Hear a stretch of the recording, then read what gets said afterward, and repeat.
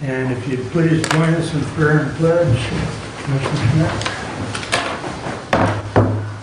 Loving Heavenly Father, we come to you at this time asking for your blessing and to help us as we gather together. We pray for guidance in the matters at hand and ask that you clearly show us how to conduct our work with a spirit of joy and enthusiasm. Give us the desire to find ways to excel in our work. Help us to work together and encourage each other to excellence.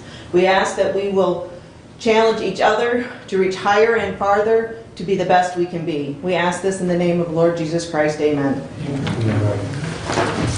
I pledge allegiance to the flag of the United States of America and to the republic for which it stands, one nation under God, indivisible, with liberty and justice for all. Thank you. First call out to the public. Good morning, Bruce. Well, I just wanted to give you an update on the rec plan. We finished the 30-day public input. We got about 194 responses, which is quite good. It's the first time it's been done in 25 years. We put it on Facebook. We put it on the EDP website. We had it on the county website. And I have to tell you that Dave Holcomb did a great job getting everything set up. He did a fantastic job. It would have cost $1,300. Well, it would have cost almost $1,800 if I'd have done it on my own. I came back to him, and he gets a Survey Monkey subscription every year through the county, so that worked out really well. Anita Myers in Equalization has done a fantastic job at getting me aerial overviews of the parks of the county. She sent me pictures of the county with the main roads in it. She sent me pictures of the county with all the political subdivisions, which is all required in the report. She did a great job. And Marilyn Kilpatrick out at the Road Commission did a very good job. She got everything out for me, and I went out there and spent a day just going through all the paperwork, found some old rec plans that had been written up 25, 30 years ago, and found some other things that I didn't know about. So she did a good job in that regard. The plan is done as far as I can go. I just got the information from Dave as far as the public input, so I'm going to have to go through all of that. That's going to take some time. And the action part of it, the action plan, is going to be a combination of what the public has asked for and what the Parks Commission is asking for. Now, there are several different grants that you can get. The main one, of course, is the Michigan Natural Resources Trust Fund grant.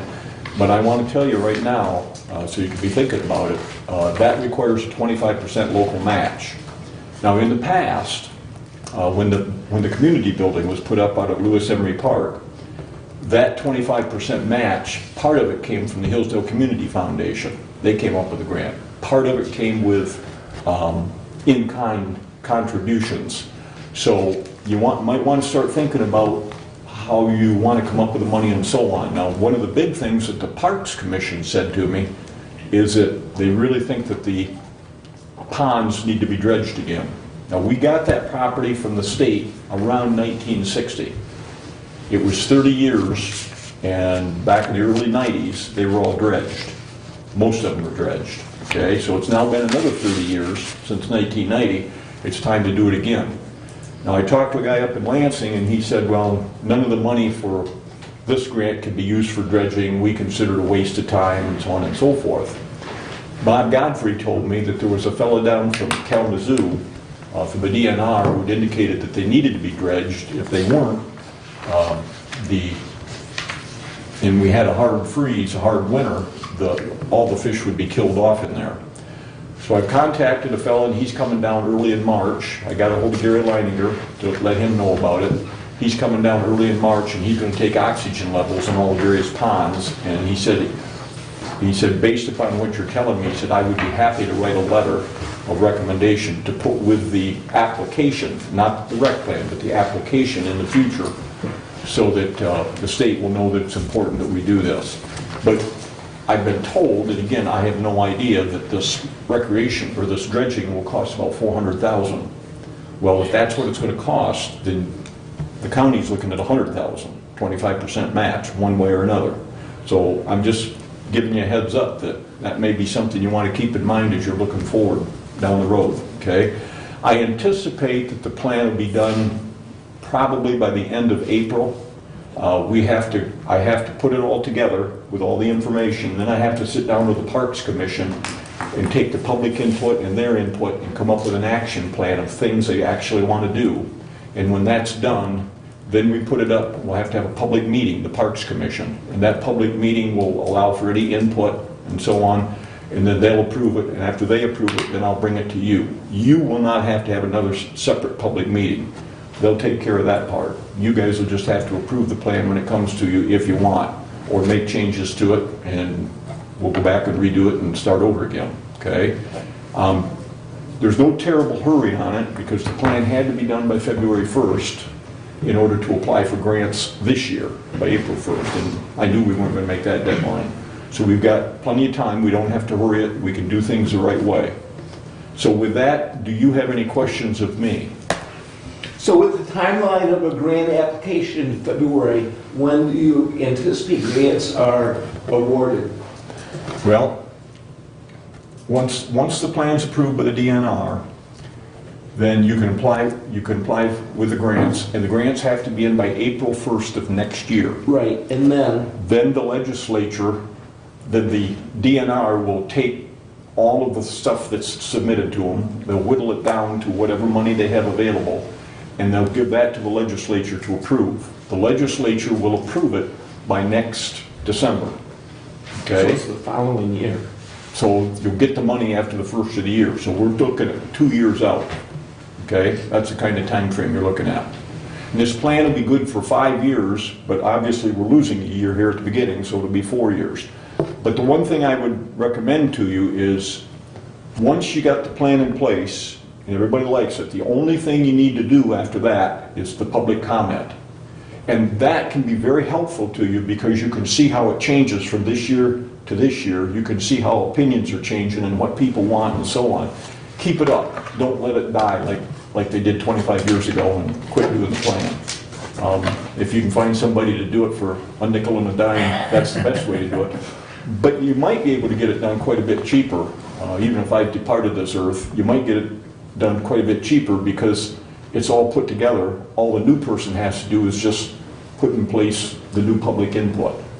So if you keep up with it, it would be a very valuable thing. And then as grants become available, you can apply for them right away. You don't have to wait. Right. Other questions? Keep up the good work. Okay. Well, thank you very much. Thank you very much. Yep. Thank Take you, care. Bruce. Any other public comment at this time? Yeah, just to comment on Bruce, you know Lake Somerset got done, all the dredging out there. Good one, huh? Lake Somerset, Yeah. you know, what we had, the whole lake being dredged out, and it was cheaper than what your 400,000, and they have houses and everything around it. So I'm saying, maybe look at that company and see what that value might come. Could you give me the name of that Yeah, company? yeah, sure. Thank you. No, thank you. There's Tim Shaw that used to be here. He's also a supervisor there. You know, he's got a lot of information too. Call Tim? Yeah, All right. I would think he would have that all. I'll take help from anybody. Good seeing you. Thank you. Good morning. Hope everyone is in good and well. Recently, the governor's said that there's not going to be any new tax raises this year, but she is going to raise a lot of fees. So I hope you should be looking into what we're going to be doing with that. I had a question for Mr. Wiley.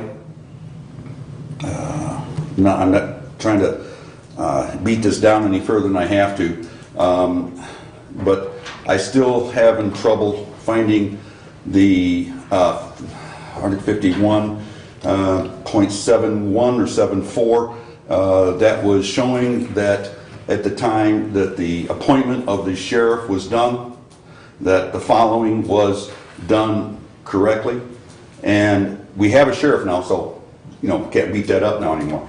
But where was this allowable? Because under what we could find through the various laws and the things that we follow, like a general get shot, and then it goes colonel, then it goes down to captain and lieutenant or whatever, major and so on. It's in the books there where the, sort of like the sheriff's code on where it goes down. And I can't find where you could actually put someone in that was running for office and put him in as appointed sheriff, which then gave a lot of latitude towards, the election, unfair. But as Scotty's there, great. Hopefully everything's going to work out there. I did have the opportunity to also visit that jail, pretty much on my own accord in a way. But I must admit, I was very surprised in the way the actions of that they were. The attitude has really changed. So that much I got to give, to them or someone else as well. So other than that, thank you. Thank you. Anyone else wish to address the board at this time? We will have another public comment at the end of the meeting. Hearing none, we'll move along. Thank you. Correspondence is listed. I see there is a few more emails in there reference, I jumped consent agenda. You did. Sorry. I'd entertain a motion for consent agenda. Anyone? Must be we don't want to approve the consent agenda. Mr. Chair, if we could remove 21028 just for the purpose of discussion of that, and then I would move for the approval of the consent agenda. Thank you. Where would you like that placed, please? Why don't we just put that under your committee, sir, All righty, I can do that. since it is your resolution?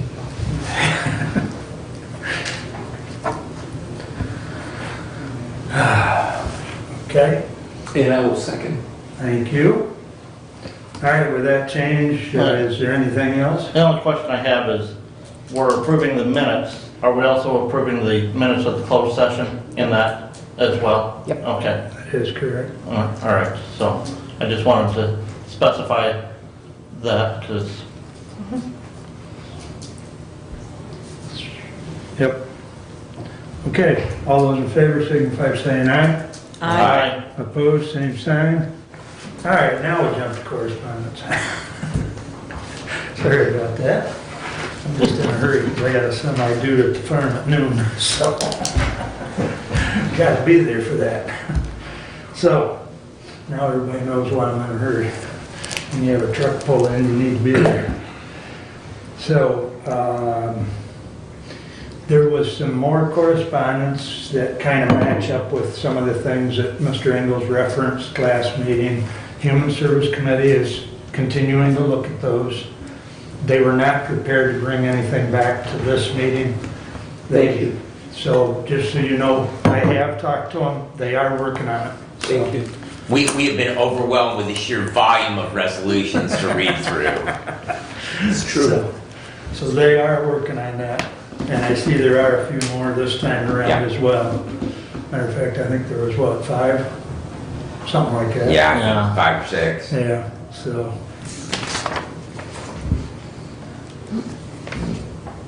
Yeah. Okay. Anything else on correspondence? The correspondence regarding the, from the Michigan Department of Environment, Great Lakes Energy and Site-Specific Review, that had to do with a well in Camden. I'm assuming that's going to be a agricultural sprinkler system. We got the correspondence, but we have no jurisdiction or It's say over- informational purposes. Okay, that's kind of what I thought. I just thought I'd ask that question. Yeah, Kathy, we will get correspondence on PA 116 on wells, irrigation wells, high volume Rich wells. farms. right to farm complaints and Yep. resolutions and, And so normally the county will get those, the township or village of jurisdiction will get those. Several years back, MDA, which is now MDARD, decided that they should at least send that correspondence to all entities that could potentially be involved. So Okay, it's informational. all right. but good point. That way, everybody knows now why those are in the packet. Sometimes we get several of them, and sometimes we don't get any. But okay, anything else? Okay. Regular agenda. So we're gonna remove 21-030, because that was, That is correct. That was, I move to approve the regular agenda as amended with the removal of 21-030 and the moving of the 21-028 down underneath the management and personnel. Second. any other changes? Hearing none, all those in favor signify by saying aye. Aye. And all those opposed? Motion carries. Thank you. We are standing order, and Mary Beth, I believe, is joining us online. I hope. Yes, I'm sorry, I took myself off of mute, so can you hear me? Yes, go ahead, Mary Beth. Good Okay. morning. All right, well, good morning, commissioners. I was trying to turn my video on so you could see me, but it's not working, so I apologize for that. Oh, there it goes. Now I can see you. Hopefully you can see me, so good morning, Good morning. everyone. I'm going to present my quarterly report and give some updates to the county commissioners about activities that are happening relative to Lifeways and mental health services and supports in Hillsdale County. Probably the most exciting thing to announce is that Lifeways was selected. We've been working for a long time as an organization to meet the standards to be able to be a certified community behavioral health clinic and receive federal funding in order to do that. We did receive notice that we were one of 6 community mental healths to receive that funding. We just got notice about a little over a week ago. That is going to provide an additional close to $4 million for 2 years. And what that will do is that will allow us to be able to continue to expand mental health services to serve all. And it also looks at the delivery of integrated healthcare and crisis services as major focuses of the delivery. We're excited about that because, as you might have seen on our website and media posts, is that in Jackson, we do have the 24/7 crisis center that is going to be soon open. And what that is going to allow us to be able to do is to provide 24/7 crisis services as a diversion out of the emergency department.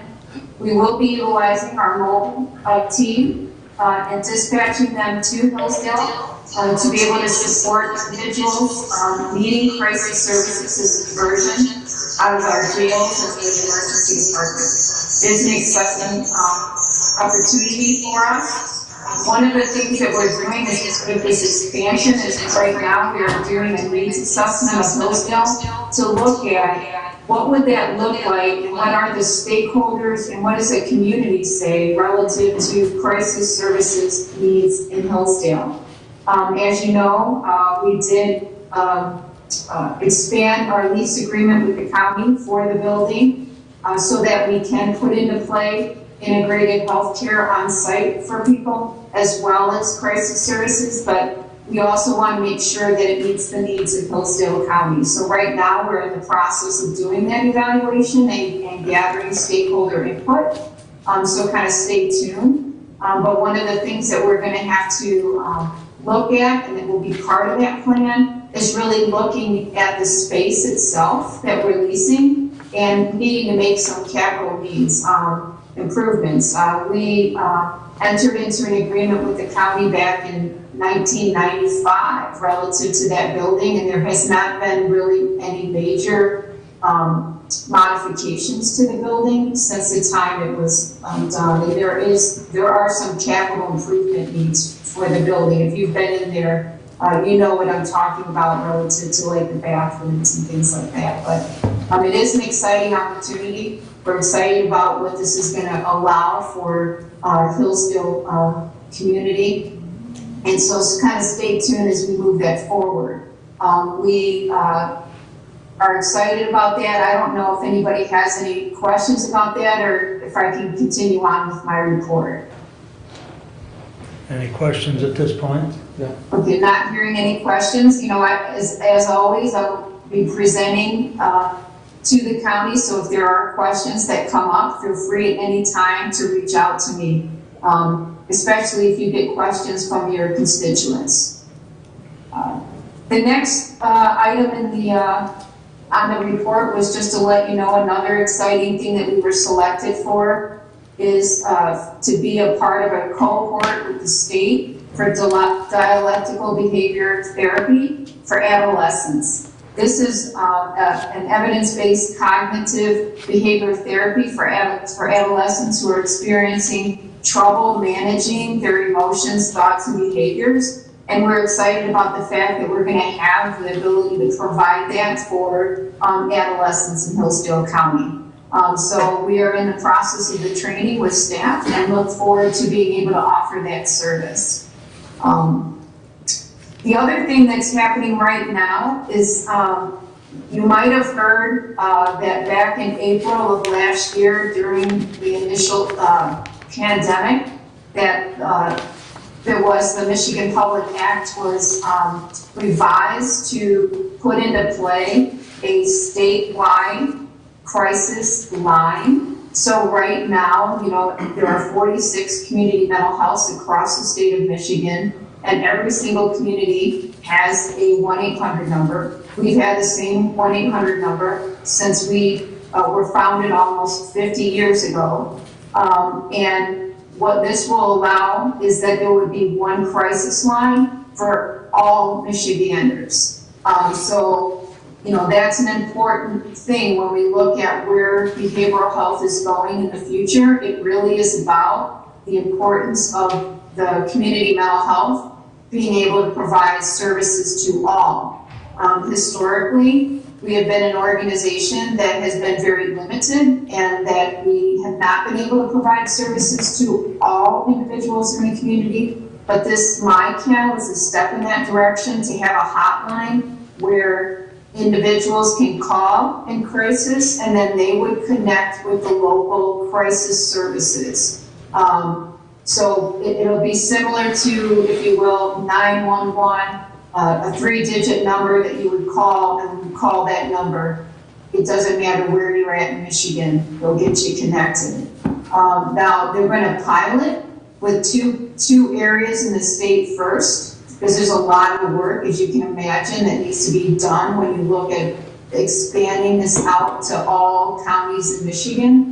They're going to be doing the UP as one area, and they're going to be piloting in Oakland County as well. They're looking at a start date of expanding it statewide in October of this year.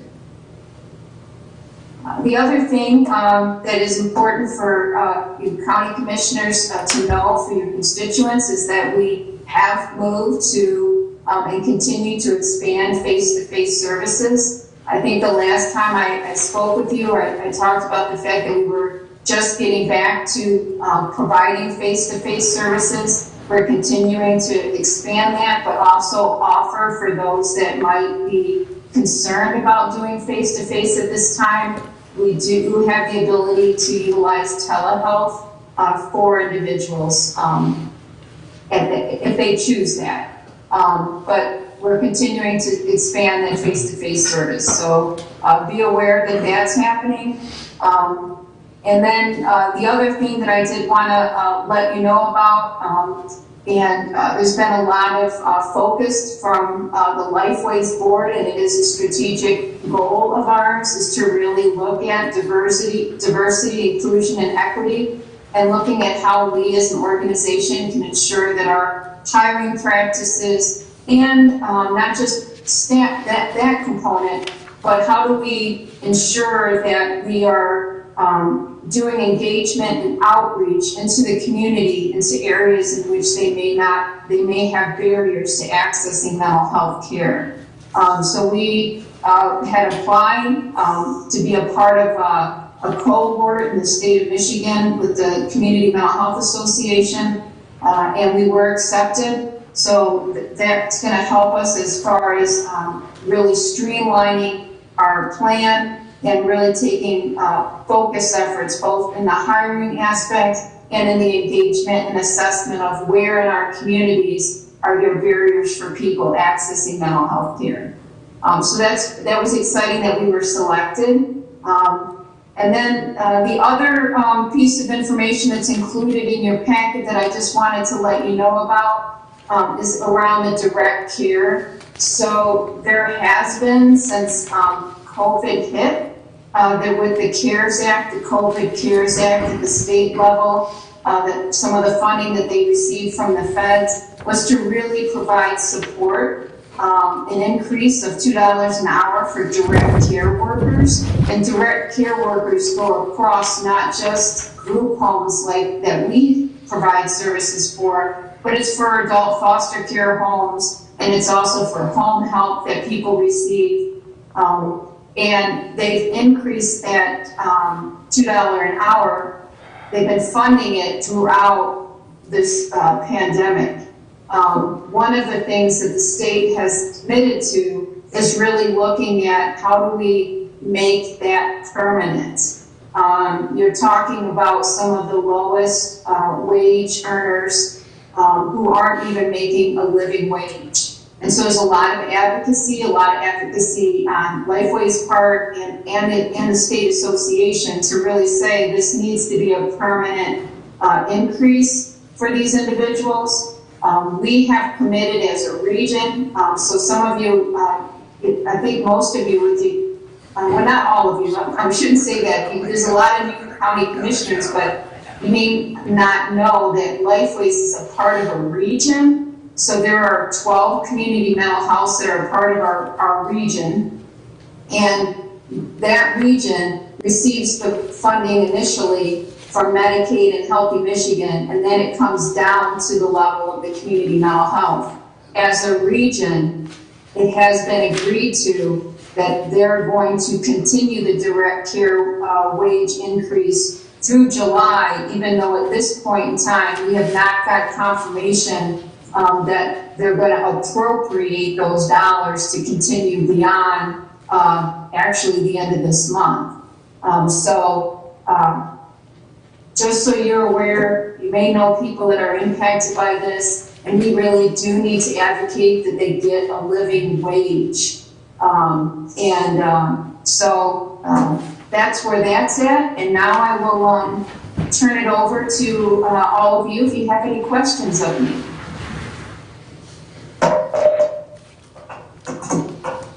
You may have to mute yourself, Mary Beth, we may get some feedback here. Okay, I'll turn it on mute.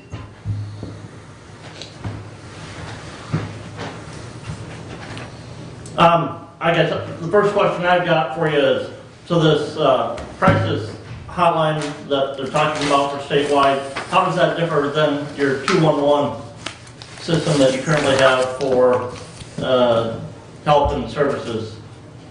Okay.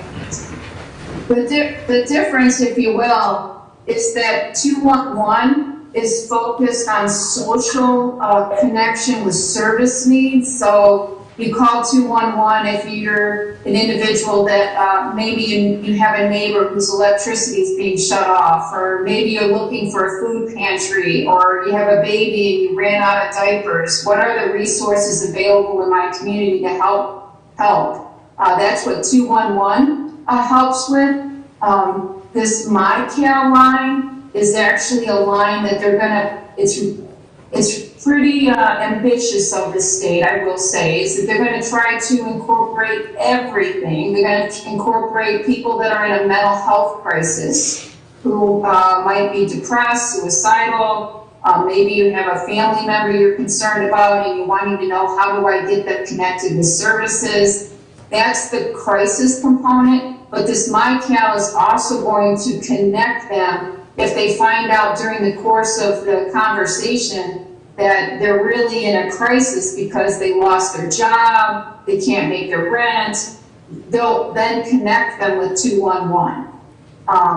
And then they'll also connect them with the mental health agency for mental health support. So this is going to be an all cumbersome process, and like I said, it's pretty ambitious because that's a lot to bring together into one database in order, but you know, it'd be great if they can accomplish that, where people only have to call one number and then it's just a connection, a warm handoff to the appropriate service.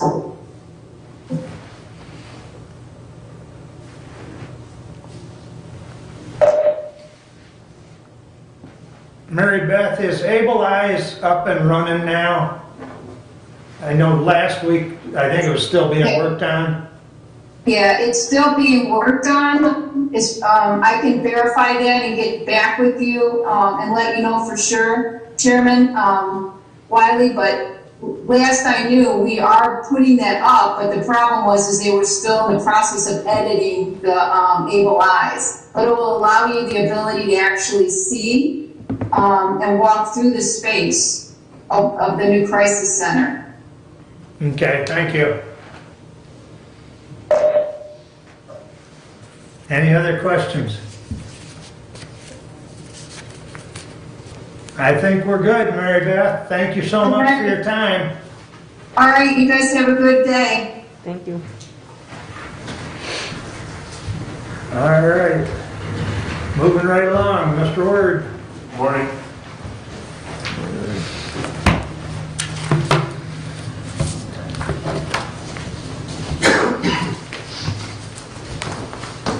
So I will be giving my 2020 annual report to the Board of Commissioners. I know most of you are new.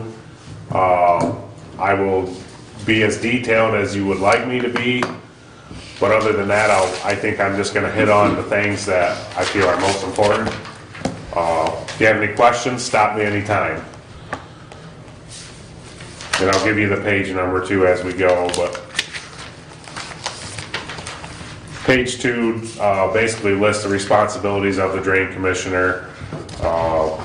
Page 3 is similar to that. So the Drain Commissioner is responsible for the maintenance of 259 county drains, approximately 458 miles. Also, the Drain Commissioner maintains 15 court-ordered lake levels in Hillsdale County. We are the Board of Public Works office that would handle bond payments on sewer systems and water systems when needed, but we have none at this time and haven't for many years. So we really don't do a lot with the Board of Public Works. Petitions. So right now, outstanding petitions we have, last year we had a petition on the Lindsay Intercounty Drain. That has been completed. That turned out fairly well. Pleasant Lake Drain is a petition that we've been working on for about a year and a half or so now. More complicated than we originally anticipated with design. We are getting ready to bid that one out. And we also had received petitions on the Clark Drain down in Woodbridge Township and the Church Drain in Adams Township, and those are basically at the beginning stages of that process, so really not much done on those. The lake level petition, so last year we established an assessment roll for Crystal Lake. There was a legal court-ordered level for the lake, but the assessment roll had never been established. So we went through the legal proceedings to do that. That is completed. Matt, you wanna, since none of these four were here when we went through that, you wanna just give them a snapshot of that? Of Crystal Lake? Yeah, process? Whenever there's a legal level established by a court-ordered level, the jurisdiction of that lake level would fall onto the responsibility of the Drain Commission. Along with that court-ordered level is supposed to be in a special assessment district. We had a few of them. Ball Bees was one. We did that several years ago. Crystal Lake was another where there was no special assessment district established. Therefore, any work that was done to the structure itself or the inspections that are required every 3 years had to be paid by the Board of Commissioners because we had no way of assessing that cost back to the lake level itself. So we did obtain a legal counsel, went through the legal proceedings to establish the assessment roll for Crystal Lake. So it's done, it's in place. It was quite daunting, to be honest with you, but it's done and over with now, so we're good to go. Thank you. Matt, Yeah. I'm sorry, just out of curiosity, recalling when we did Bobby's, like, what was the cost to the property owners to establish that? Because I know there's quite a bit of legal costs, Engineering costs. research. So, and if I recall correctly, that Bobby's was like $50 per parcel for 3 years. So what was the cost to the Crystal Lake? I'd have to get that information put together and get back with you on it. I don't have it in front of me, but we can look into that for sure. So, thank you. Moving on, page 5 is our drain order summary. So this is basically invoices that were paid out of our equipment fund and paid out of the drains.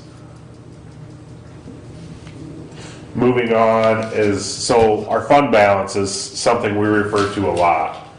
This is a list of all our drains, and at the very last page of this is also the list of our lake levels. So this is basically our drain accounts. As you can see, you know, if it shows cash, that's cash we have available for maintenance work in the drain. Some of them show monies in the red. So that means that that drain account is in the negative. More than likely, that drain will be seeing an assessment the following year to get that money out of the negative and back into the black. It's a back and forth thing. You know, they go into the red, we assess them, try and get them back in the black. We try to keep them a little bit of cash in each drain account, but also try to be as conscious as we can with how much we assess each drain, particularly small drainage districts that may only have a handful of property owners on them.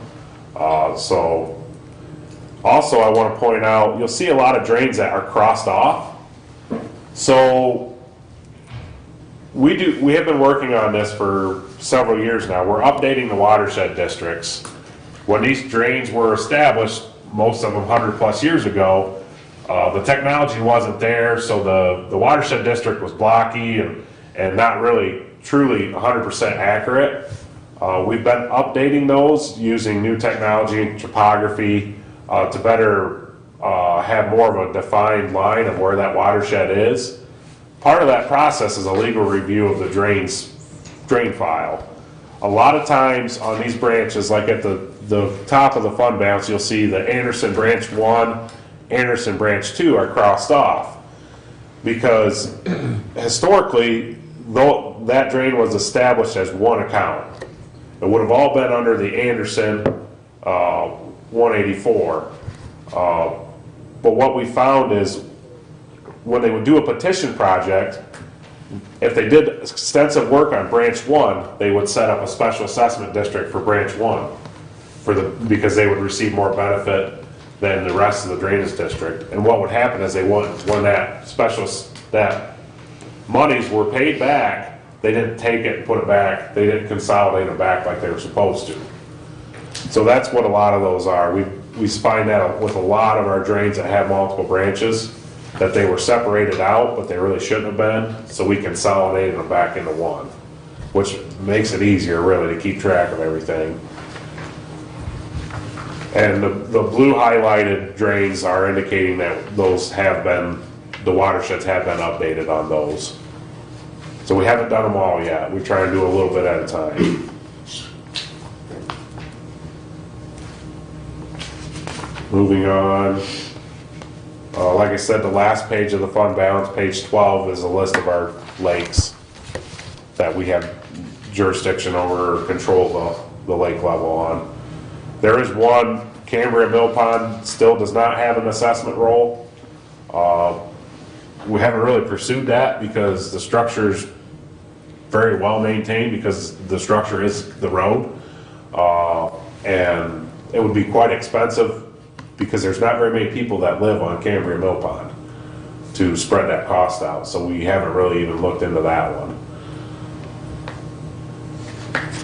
Journal entries, page 13 is, that's what we build the drains. So when we do work on a drain, this is what was billed per month to the drains for the work that we have done for maintenance work. Page 14, payroll reimbursement. This is the maintenance staff, employees. This basically just shows what we reimburse back to general fund for their wages.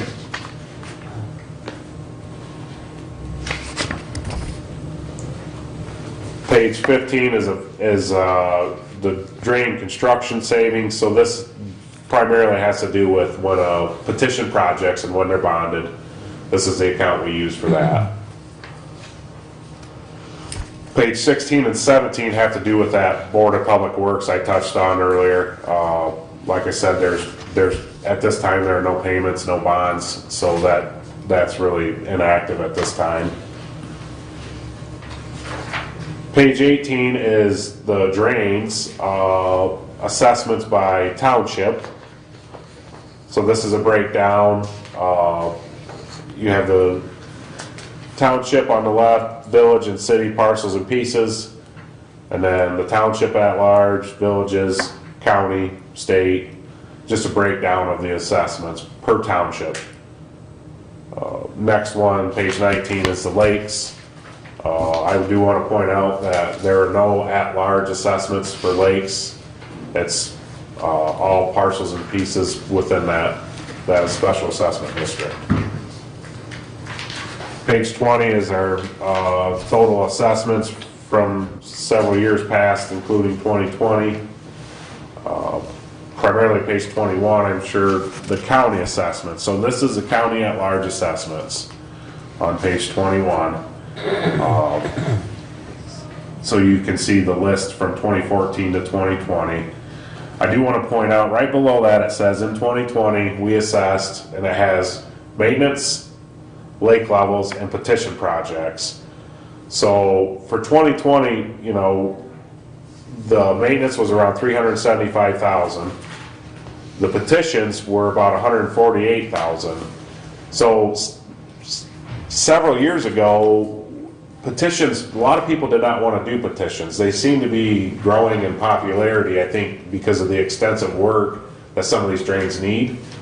So the petitions are, they're above and beyond maintenance, and the cost really, you know, determines what we need to do on that particular petition project. So that does add or affect the county at large assessments. Matt, on that, with that, Pleasant Lake petition that you've got, you talked about the size of that. Is that something that you'll have to do a bond on Yes. to take care of the funding for that? Yes, absolutely. Yeah, we're getting really close. Once we bid the project, then we can put a computation of costs together, and then we'll kind of know where we're sitting with it. But until then, we really don't know. So, What about those other outstanding petitions? Will they be bigger projects like that? no, not really. That's probably going to be the biggest one, I think. Will that all be covered by parcels within the lake, or will there be a drains at large portion of that? Well, the Pleasant Lake drain, it has a watershed, it's a drain, county Right. drain, so it would be paid for by the parcels and pieces in the county at large, township at large. Okay. So there will be an at-large assessment with that project. And then moving on, pages 22 and 23 are basically the list of drains that we assessed in 2020 and the amounts. And then 24 is lake levels. And then moving on, page 25 is a list of townships, and the miles of drains or feet of drains per township. I always point out, Wright Township is our largest township of county drains. There's 85 miles alone in Wright Township, so we're down there quite a bit. Pretty flat. So, and then the last is the, my equipment list. So I hope I didn't go too quick. Any questions? Man, I have a question. Looks like there's about 250 drains Yeah. thereabouts. Where typically do you try and direct the water? I mean, they're going all over the place based on the land, I understand that, but where do you try and end the water as you direct the water? Well, typically, you know, each of our county drains would outlet into some type of water course. Our main water courses in the county are the St. Joe Rivers. There's one in Waldron, there's one by Frontier, and there's one in Camden. Those all go tie together and go to Fort Wayne. And then there's another St. Joe that actually goes to Lake Michigan up in Litchfield. And then there's also the Kalamazoo River. We don't tie much into the Kalamazoo River. So a little bit of our water goes to Lake Michigan. A lot of it goes south. You've also got some that goes over to Yes, the To, Bean Creek watershed. Bean Creek that goes into the River Raisin. Yes. And out in Monroe. Yeah. But the vast majority of the Wright Township water goes to Fort Wayne and then comes back to Toledo out to the Maumee. St. Joe the Maumee. Yep, Well, it turns- that's the name, yeah. The creek down there is the St. Joe of the Maumee, because it goes down and to Fort Wayne and then hits the Maumee and then comes back Helps northeast. flood Decatur. And Crystal is actually the headwaters of the Grand, correct? Yes. Crystal and Leanne are the headwaters of the Grand River. Yes. Does that answer your question? Yes. Yeah, so. Or as my dad would say, downhill. Well, yeah. I just didn't know where downhill was. Yeah. Doug, out of the county.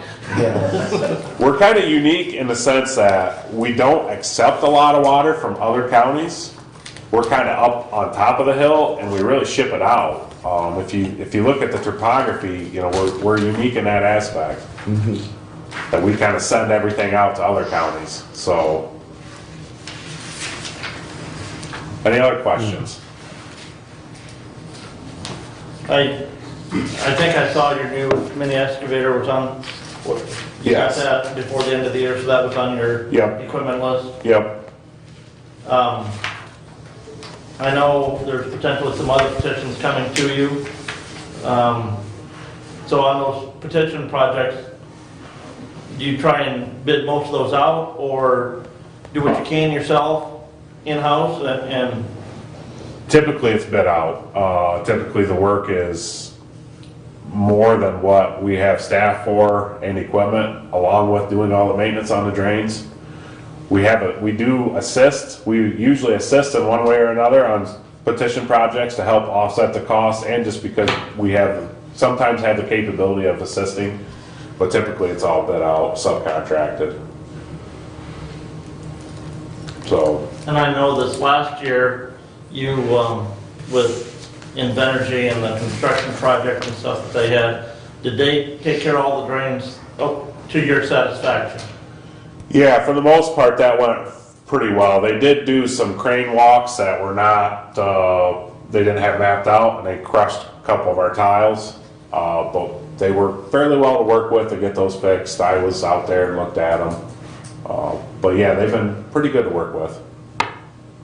So it went better than expected, I guess. Matt, several years ago, down in Camden Township, which is of course now in Commissioner Wiley's district, but at the time it was in mine, there was some concerns with that Ryback, Mead, and Turner dam, which is the road, and a lot of erosion that was going on in that. Has that been corrected? Yeah, we've been out there a couple times in the past years and put some concrete riprapping in to help mitigate that erosion. But you know, that's the good thing about the inspections every 3 years. We have a good, you know, an engineer, certified engineer looks at it and gives me recommendations.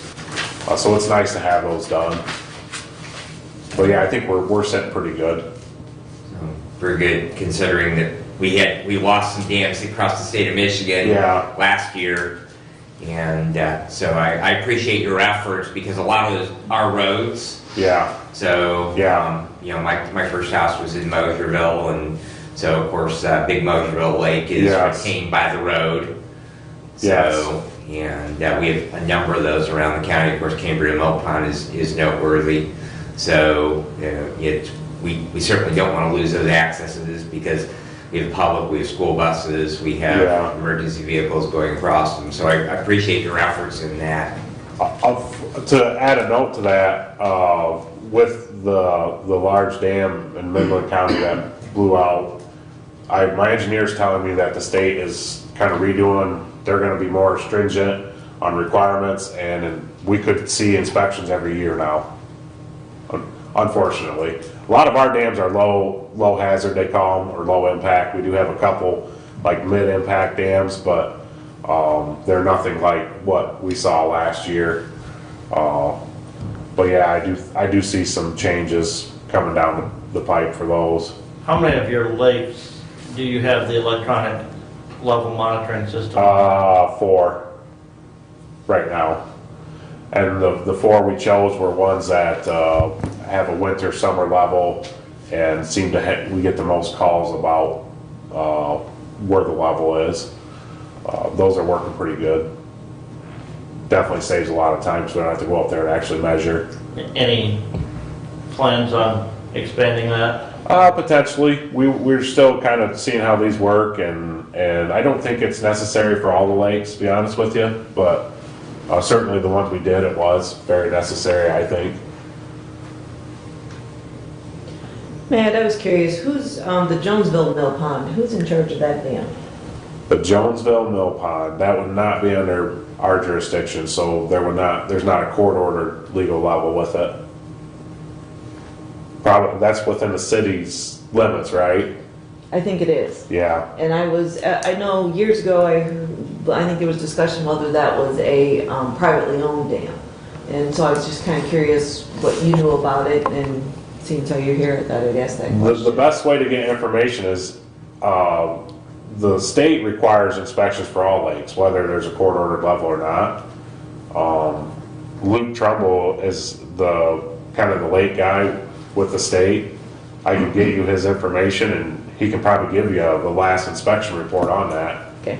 Gives you a good breakdown on whose it is and what it is. And Or they also have, you can find all those dams in the state that are inspected. The state, I think, also has a Probably, website where yeah. you can look at all of those, more than likely, all I those never dams looked. and the but last rating report and stuff on them. Yeah, And I believe that Jonesville Dam, that private dam, failed because now that it's no longer an impoundment. The river has gone back to its natural river course. All those properties, like on Wildlife Sanctuary and where Tim Morrison built along Homer Road there, that now they have a significant amount of bog, for no better. Okay.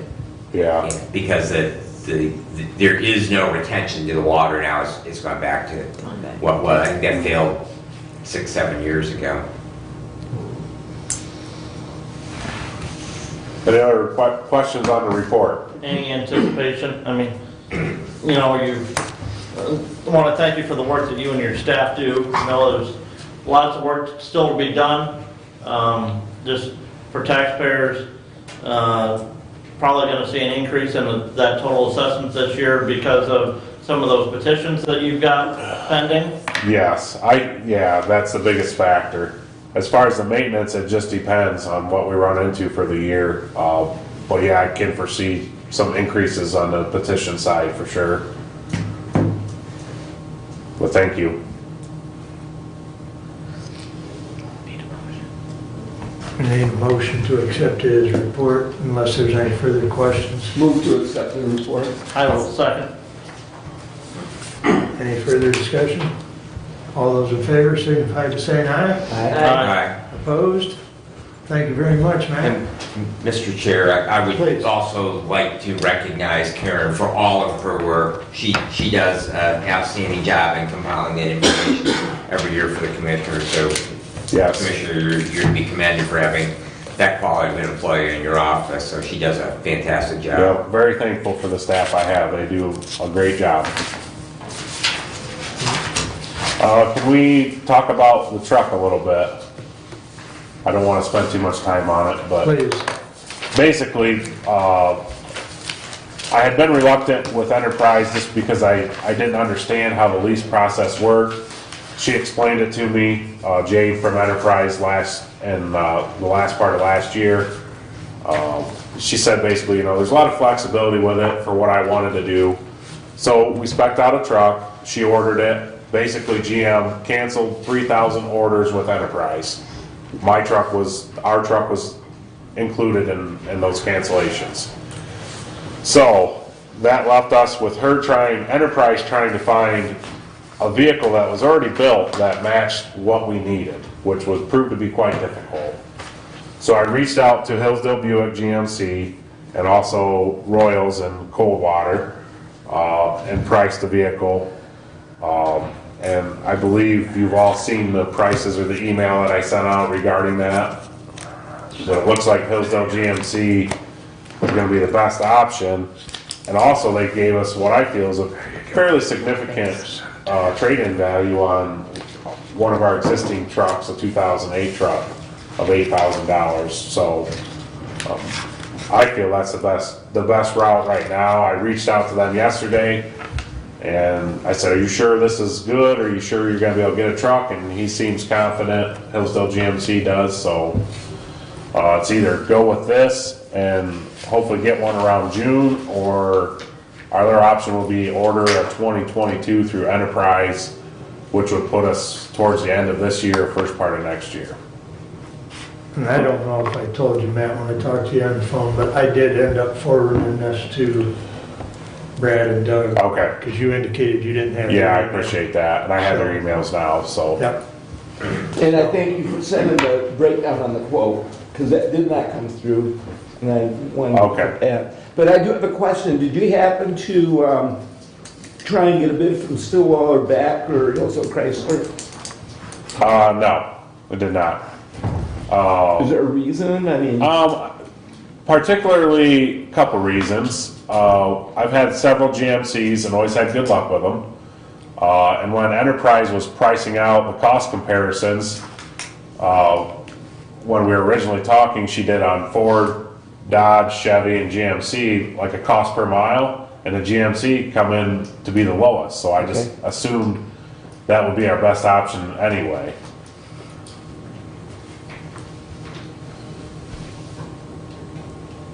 So he's got 3 bids, and GMC has worked well.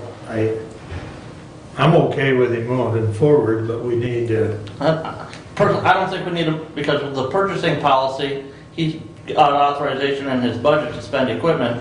He's got the bids. He can, as far as I view that purchasing policy, he can go and, he's informed us, he's gonna go and buy that GMC, and that's fine. well, if that's the desire of the board. I would prefer that we move it, and so that it's in the record, that he's been here, we've talked about it, we've discussed it, it's in the minutes. So I would move to let him go ahead and continue on this process of purchasing the GMC through Hillsdale GMC. I will cede to you if you wish, or I will support the motion, whichever. I will Support? support, yes. And I appreciate that, because for tracking purposes, it does allow us to track things like this a little better if there is a motion on, and it'll be followed up with a resolution in consent, so, because it is a major line purchase. And if I might, Mr. Chair, just Please. having seen other department heads that, you mentioned you'd gotten a quote from Royal, as a local business person, and we have a lot of local business people who sit on the county commission, I appreciate keeping those dollars in the county. I know that the city of Hillsdale has a long-standing purchasing policy that even if a bid is 5% higher and it's a local business versus an out-of-county business, Yeah. but we've had department heads in the past because of other relationships they have that have purchased vehicles from outside the county. And so I just appreciate your as a department head bringing it back to this body, and so that we can have some buy-in with that, and we can see that the dollars that are entrusted. And I realize your funds come a little bit differently because they're reimbursed from the drain, but still, they're still public dollars. And so I appreciate our ability to perhaps encourage that idea that we're spending them with local vendors, Yeah. and also that we create kind of a uniform fleet policy. Yeah, yeah. I agree. I like to buy local when we can, and the last truck we purchased came from Hillsdale GMC when Mr. Luthhauser was there, so. Okay.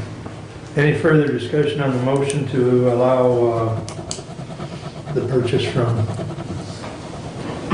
whatever it was, GMC? Other than, I'm not sure if it was stated before, but I just want to reiterate that that money is coming out of his equipment fund, and that's how it's getting paid. Yes. Yep. Okay. I'll talk to my concern on that. All right. Thank you. Okay. All those in favor signify by saying aye. Aye. Opposed? Thank you. And? Couple other things real quick, hopefully. Yes. With Rob Franks transitioning from maintenance staff to deputy, that leaves an open position with my maintenance staff. At this time, I'm not ready to hire or to replace that position because I have a new guy starting Monday that was replacing another position. I don't want to bring 2 new people on at once. We're small, so I want to be able to work with each person individually to get them trained. But I would like the board's approval for when the time is, when we are ready to replace. The board has already approved it, and we're kind of, already all set there. I move that we grant Commissioner Ward the approval to replace his maintenance staff at the appropriate time. I'll support that. Thank you. My question would be, is do you plan on doing that before the end of the year? Is it you think this is something that's going to hold over, or? I don't really know, to be honest with you. I want to see how it goes with this new employee starting Monday, and then kind of go from there. But I guess it just depends on if we can get people to apply and who we get. Well, I'm confused. You said you want to train this one. When are you going to put the posting out? For The second person? the second one, I'll probably post it internally right now. Okay. And then as far as receiving applications, I don't know really when we would start that process. Okay. Mr. Chair, Please. if I might confer with Commissioner Leininger, would you be, understanding Commissioner Schmidt's concerns about the budget, that the position is funded within the budget this year, that the approval be valid through the 2021 budget year, and if it is not filled by the end of this year, that Commissioner Word would need to come back to make sure that it is in line with the budget? But you gotta remember, this is a drain maintenance employee who is not, he's paid out of the county general fund, but then the county general fund is reimbursed out of the county drain fund for that work. So there's really no cost to the, direct cost to the county general fund for that maintenance employee.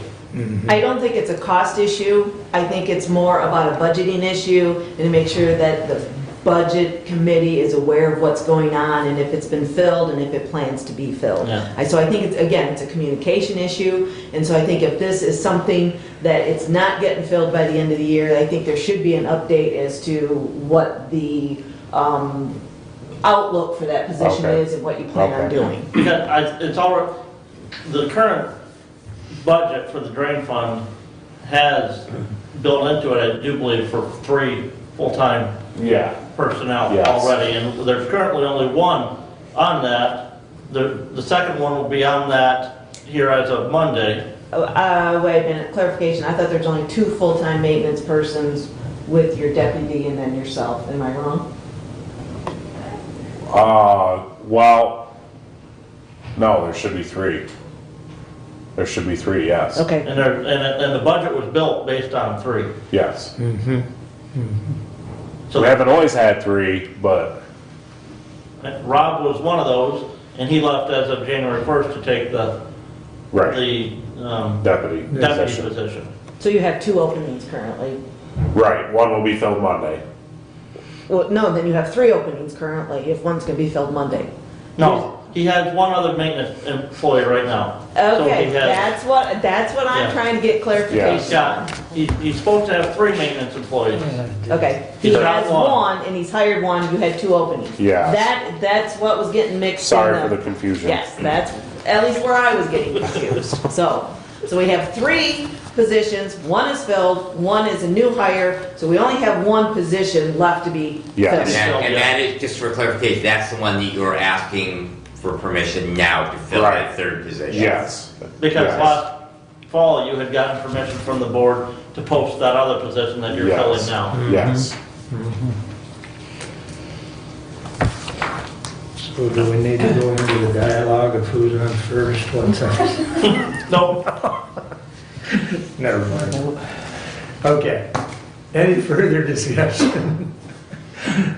All those in favor of the motion to allow him to hire, signify by saying aye. Aye. Opposed? Anything else, Matt? No, thank you very much. Very good. Thank you, sir. Thank you, Karen. You're very welcome. All right, moving right along, we'll jump into committee reports, and Kathy, you're up first today. All right, as was in the packet, there is the January expenditure summary, and I'm gonna let Derek go ahead and explain that one to us, give us clarification, insight.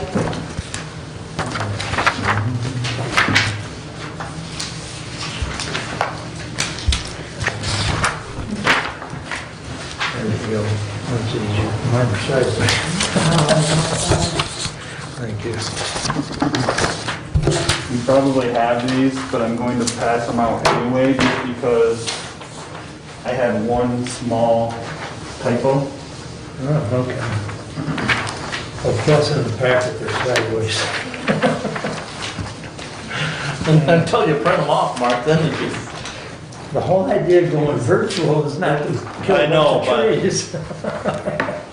But you're putting paperwork that'll work. But it doesn't work to flip it on the iPad, so. No, it doesn't flip on an iPad, well, it doesn't.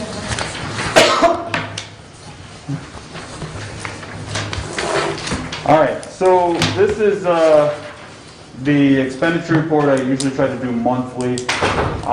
Just a kind of summary of what it's telling you. It's telling you what was budgeted in 2021 by each department or activity.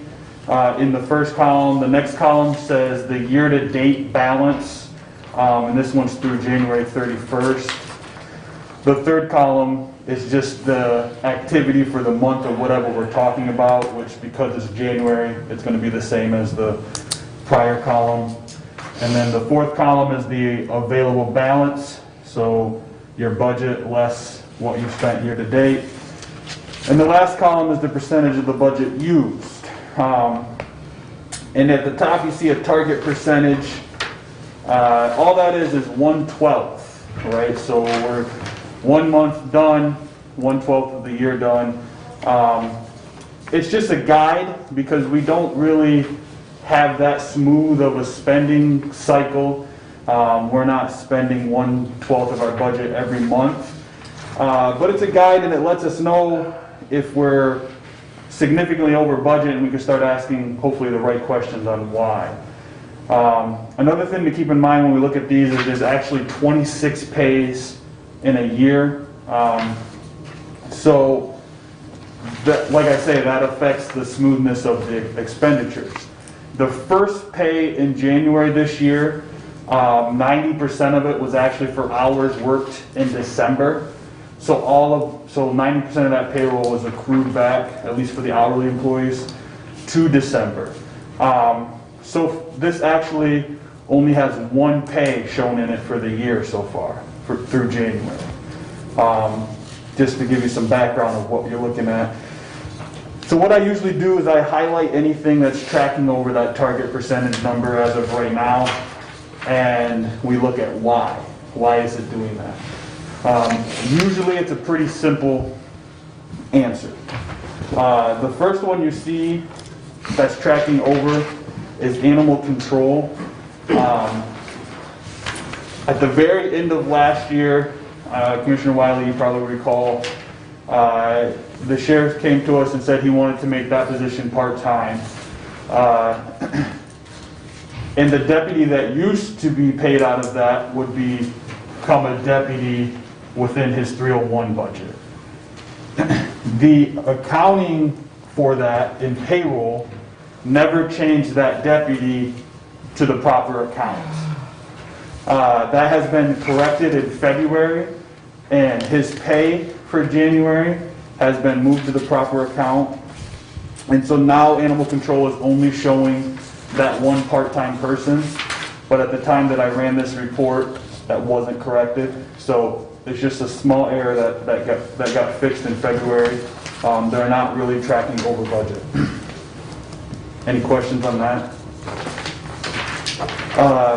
Health insurance is the next one you see.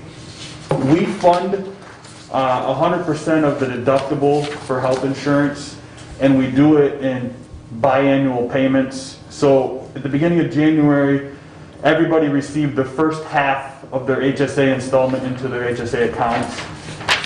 When you have a large lump sum like that at the beginning of the year, it makes it look like you're tracking over budget. Really, there's nothing out of line there, unexpected there. The next one is the MESC. That is unemployment. We get billed annually for unemployment, and it usually comes in January for the year prior. So that $10,185 is actually 2020's expense. That will be accrued back to 2020. So as of to date, we've spent $0 on that. And then the last one is the 901 appropriations transfers out is about 15 different line items where we transfer money to different areas of government. So we transfer to the health department, we transfer to the Soldier Sailor Relief Fund, which is the Veterans Fund, we transfer to the child care funds. Various things are in there. And a lot of those transfers are set up quarterly. So when you're looking at that, a lot of the times a better guide for the target percentage, at least to see if you're spending over, would be to break it into 4 quarters instead of 12 months. So that's why it looks like we're tracking over, but really we're fairly under, and we still have some more of those quarterly allocations to make. And then, if there's any questions on any of the other departments, I can answer those now too. But just going through them, nothing looked out of line or surprising. I just wanted to mention those ones that, had quite a bit of spending in the first month.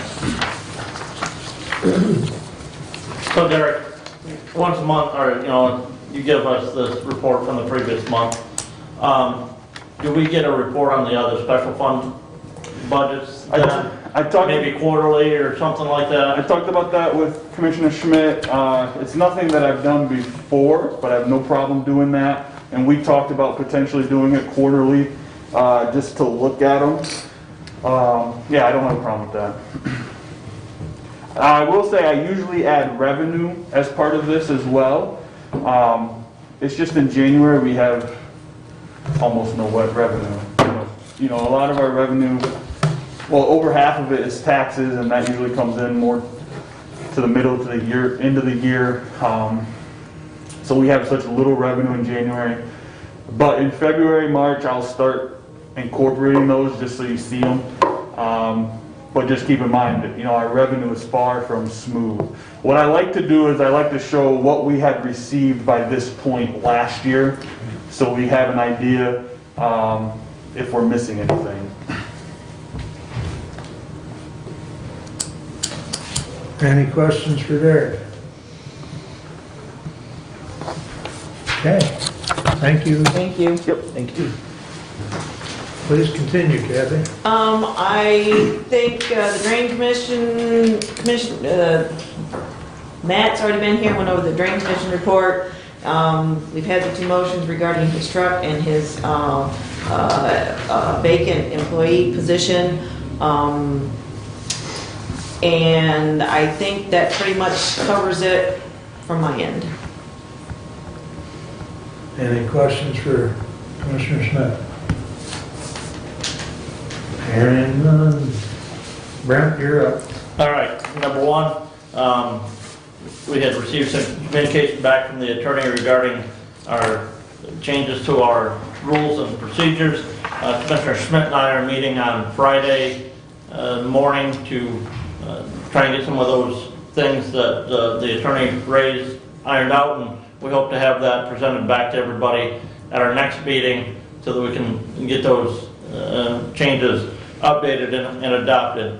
As Commissioner Wiley mentioned earlier, we had talked at our last meeting about some of those resolutions that we had received and consider, do we want to look at something like that for Hillsdale County? And Commissioner Benzing and I will continue to work on that, and we hope to have something to present again at our next meeting as well. The Region 2 Area Agency on Aging had a meeting last week. They have their offices in Brooklyn, Michigan, and last year they were able to buy some additional property at a relatively discounted rate, and they're continuing to work at a new building on that site and will be hope to be moving their offices to that new building there in Brooklyn. Got some meetings coming up this week with the Senior Center Board this afternoon. Hopefully we get updated as to when they think that they'll be able to open their congregate dining facilities, because they are still closed there. And I hope to get, we've got a MSU Advisory Council meeting this evening, and hope to get an update as to where MSU Extension, and particularly 4-H, and how that relates to the youth in our county, what they're going to potentially allow this year. I know there's some concern with many adults or parents in our community as to what their kids are going to be able to participate in, even coming forward this summer with fair activities and stuff this fall.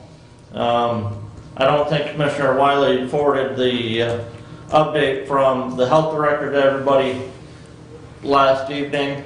The what? Becky's Report? I don't think you had forwarded that. Not yet. She had, in her report, she had mentioned that, I think for the first time, that within minutes of them opening their registration for the most recent vaccination clinics, that they didn't have all of those positions filled, and I think there was 100 and some. There's 114 open for Hillsdale as of last evening. So the word out is encouraging Hillsdale residents to get on board if you're 65 and over, or 1B, right? 1A or 1B. Yeah, They're still doing. And we had a budget meeting with the health department on Monday, finance committee meeting, and she had indicated that, the state has come out and said that agricultural employers, food processing people are now going to be moving up into that category, and I think she said March 1 that they're going to be eligible. She did indicate that they're going to even potentially try to reach out to farm and ag organizations to try and get those people that are qualified moved into the line a little earlier. So, And I will send that out later this morning. but that is all that I have at this time. And everything that Brent explained about the food workers, there's more detail in here, but, I didn't I'm not sure I was even on last night after 8 o'clock. So, Yeah, yeah. but anyway, Grocery store workers are already included in that, in 1B, I believe now. They opened that up a few weeks ago. they did, but this would expand it. To food service, yeah. Correct, Yeah. correct. Yeah, Mr. Chair, I did have a question for Commissioner Lang. please. If I recall correctly, because you were talking about new building for AAA, if I recall correctly, they've got a pretty healthy fund balance. Is the plan that they're going to utilize that, or are they going to borrow money to build that building? On that, I don't know yet, Commissioner. It's one of those things that, having just come on that board here in January, I haven't had a chance to get myself familiarized enough with that whole anticipation as to what they're looking at, what they're going to do. The building they bought was a doctor's office, right on Chicago Street there in Brooklyn. And had a flat roof on it, and the flat roof's leaking.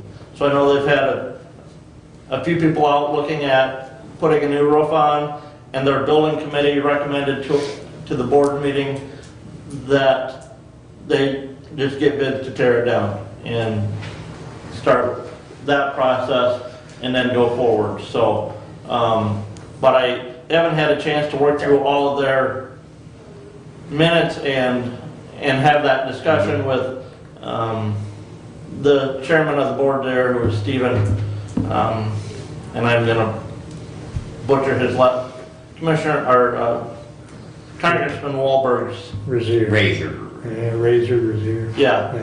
he is the chairman of the Region 2 Area Agency on Aging Board, and he and I had a conversation a little bit the other night. Well, like I said, just not enough time to go back and dig through all that research and look at what that plan was for that funding for that in the future. I know that they used to rent space across the street, and then they brought everybody together in their existing building, and obviously now, because we have more people working remotely and corporate America is looking at how much space do we really need to have for office spaces anymore. So that would just be really a curious thing as how they move forward with that. I know one of the frustrations with the senior center with, and Area Agency on Aging has been told they can't go out and do on-site assessments of seniors. So the senior center, and some of the work that they do contracting with Area Agency on Aging is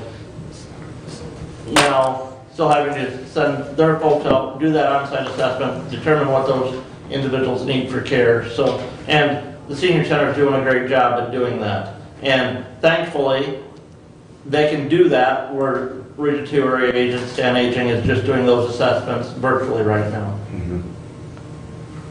Thank you. Okay, any other questions for Brent? Thank you. Brad, that brings us up to you. All right, thank you. Before you start, if I may, do you know, and I see Doug's on, does he have a vacancy that he needs to ask to be filled? As far as I know, that they wanted to hire some additional person at Okay. 911, right? Yes. He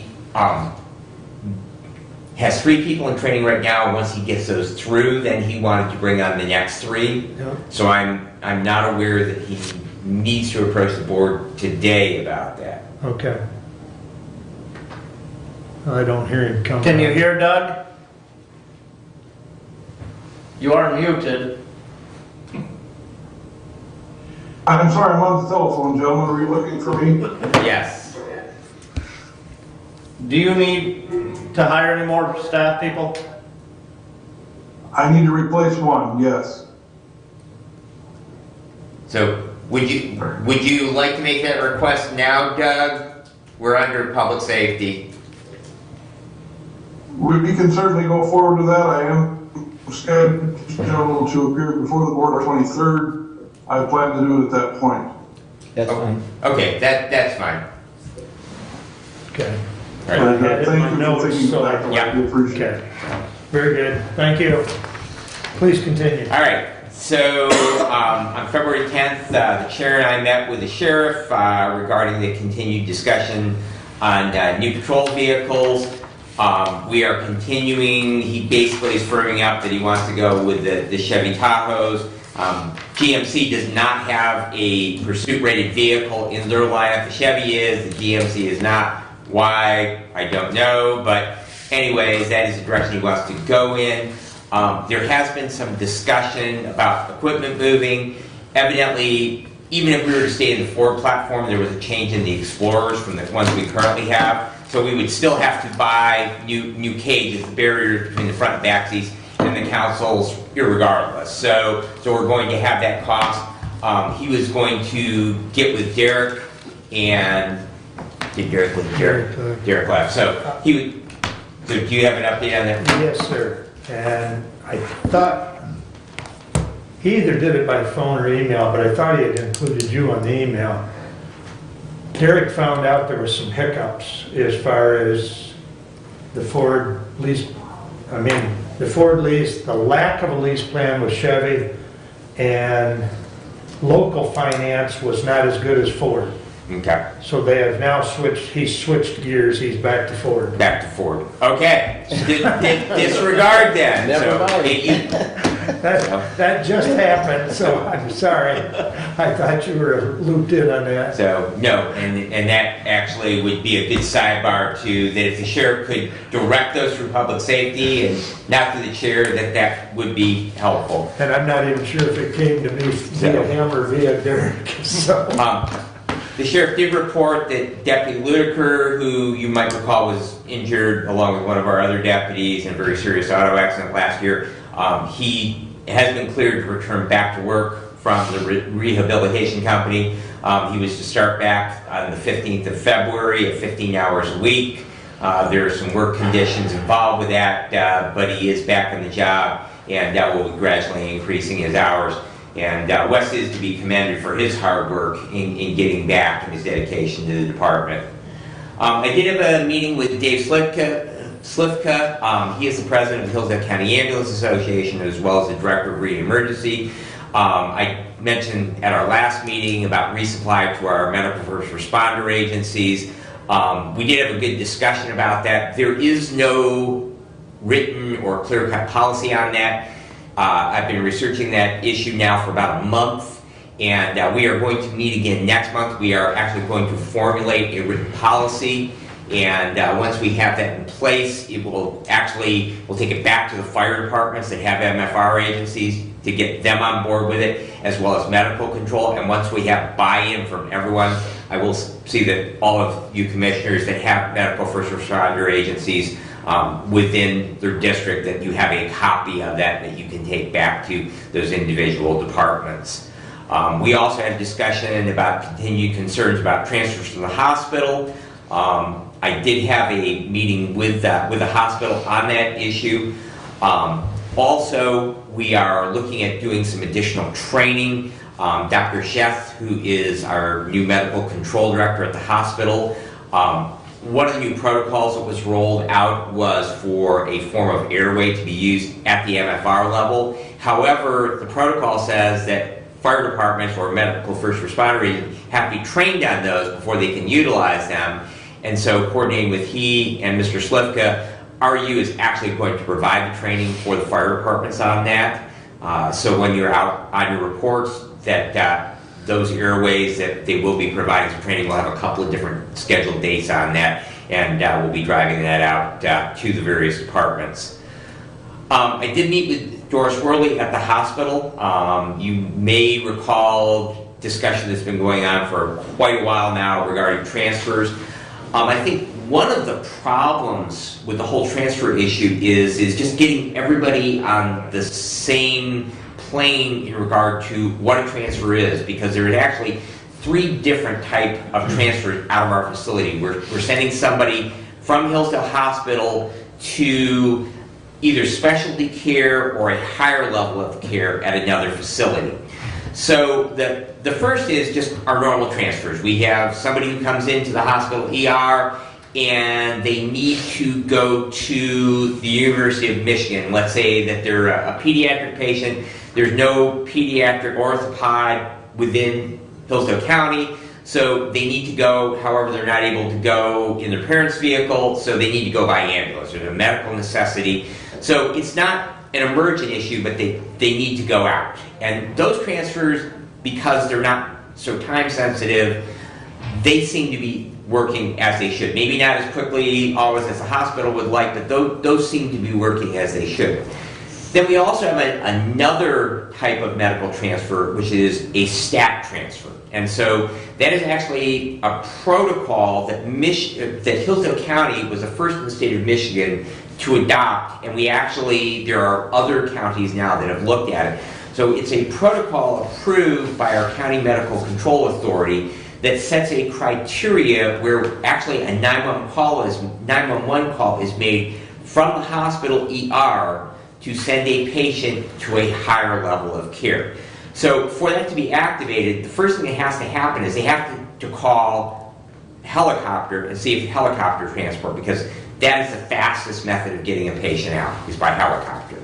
And so they have to call the helicopter services first before that is even activated and see if they can get a helicopter. So if weather, resources, whatever, precludes them being able to get a helicopter, then a call is made to Central Dispatch, and the nearest ALS, Advanced Life Support ambulance, is then dispatched to the hospital to take that patient to that higher level of care. And that has been kind of a problem in getting those, because these are emergent patients, just like that you are calling 911 at home. It's the same kind of emergency and trying to get that patient out.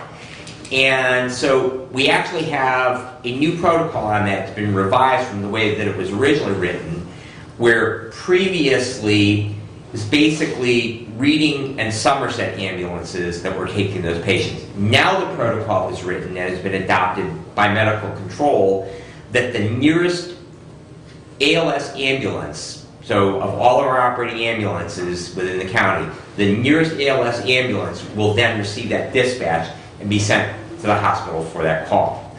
The problem that we are encountering with that is we have some agencies that receive county taxpayer dollars under contract that have said, hard line, they will not do transfers.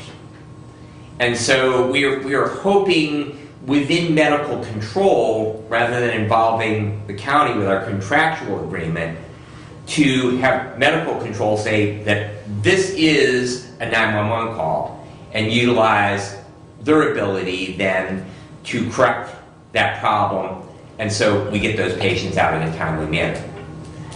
The third type of transfer that we have are behavioral transfers or psychiatric transfers. Those are generally fairly distant.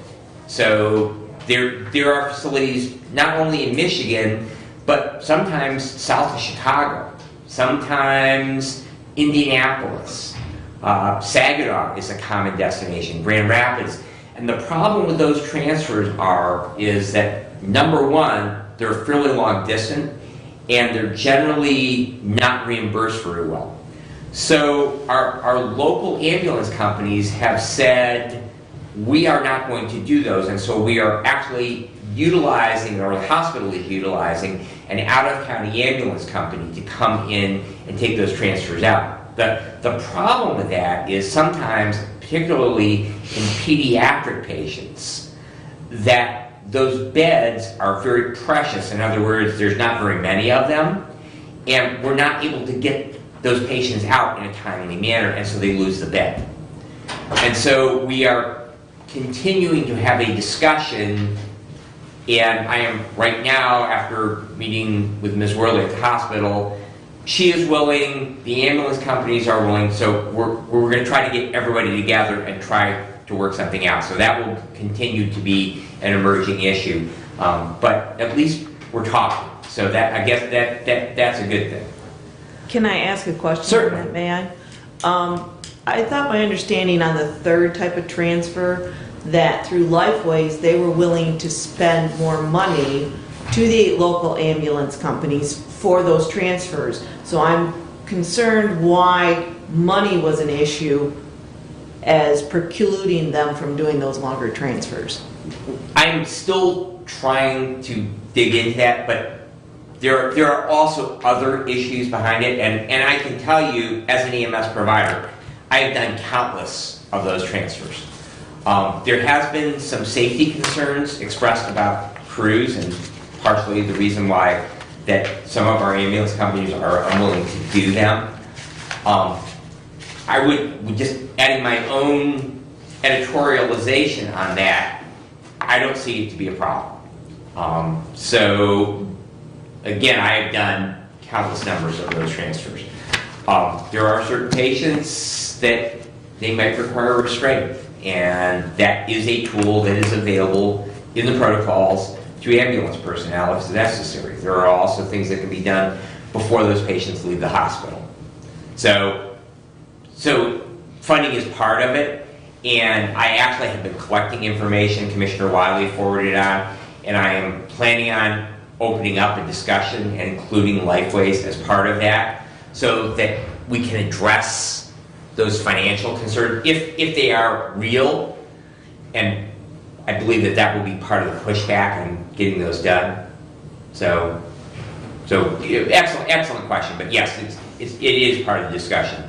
So I'm assuming from your report that where we're trying to get to is our local agencies, our local ambulance agencies will do these transfers. That's correct.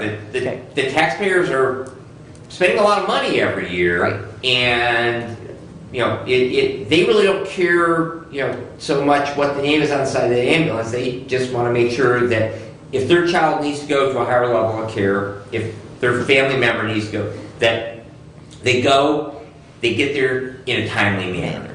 So that's their expectation for the dollars we're paying, and I think that we have that obligation. So yes, that's where we're trying to get to. Thank you. So, all right, I did participate along with Commissioner Leininger with the CAA Community Development Evaluation Committee. That was via Zoom, and we will have a report at our next meeting because we'll have a regular board meeting this week on that.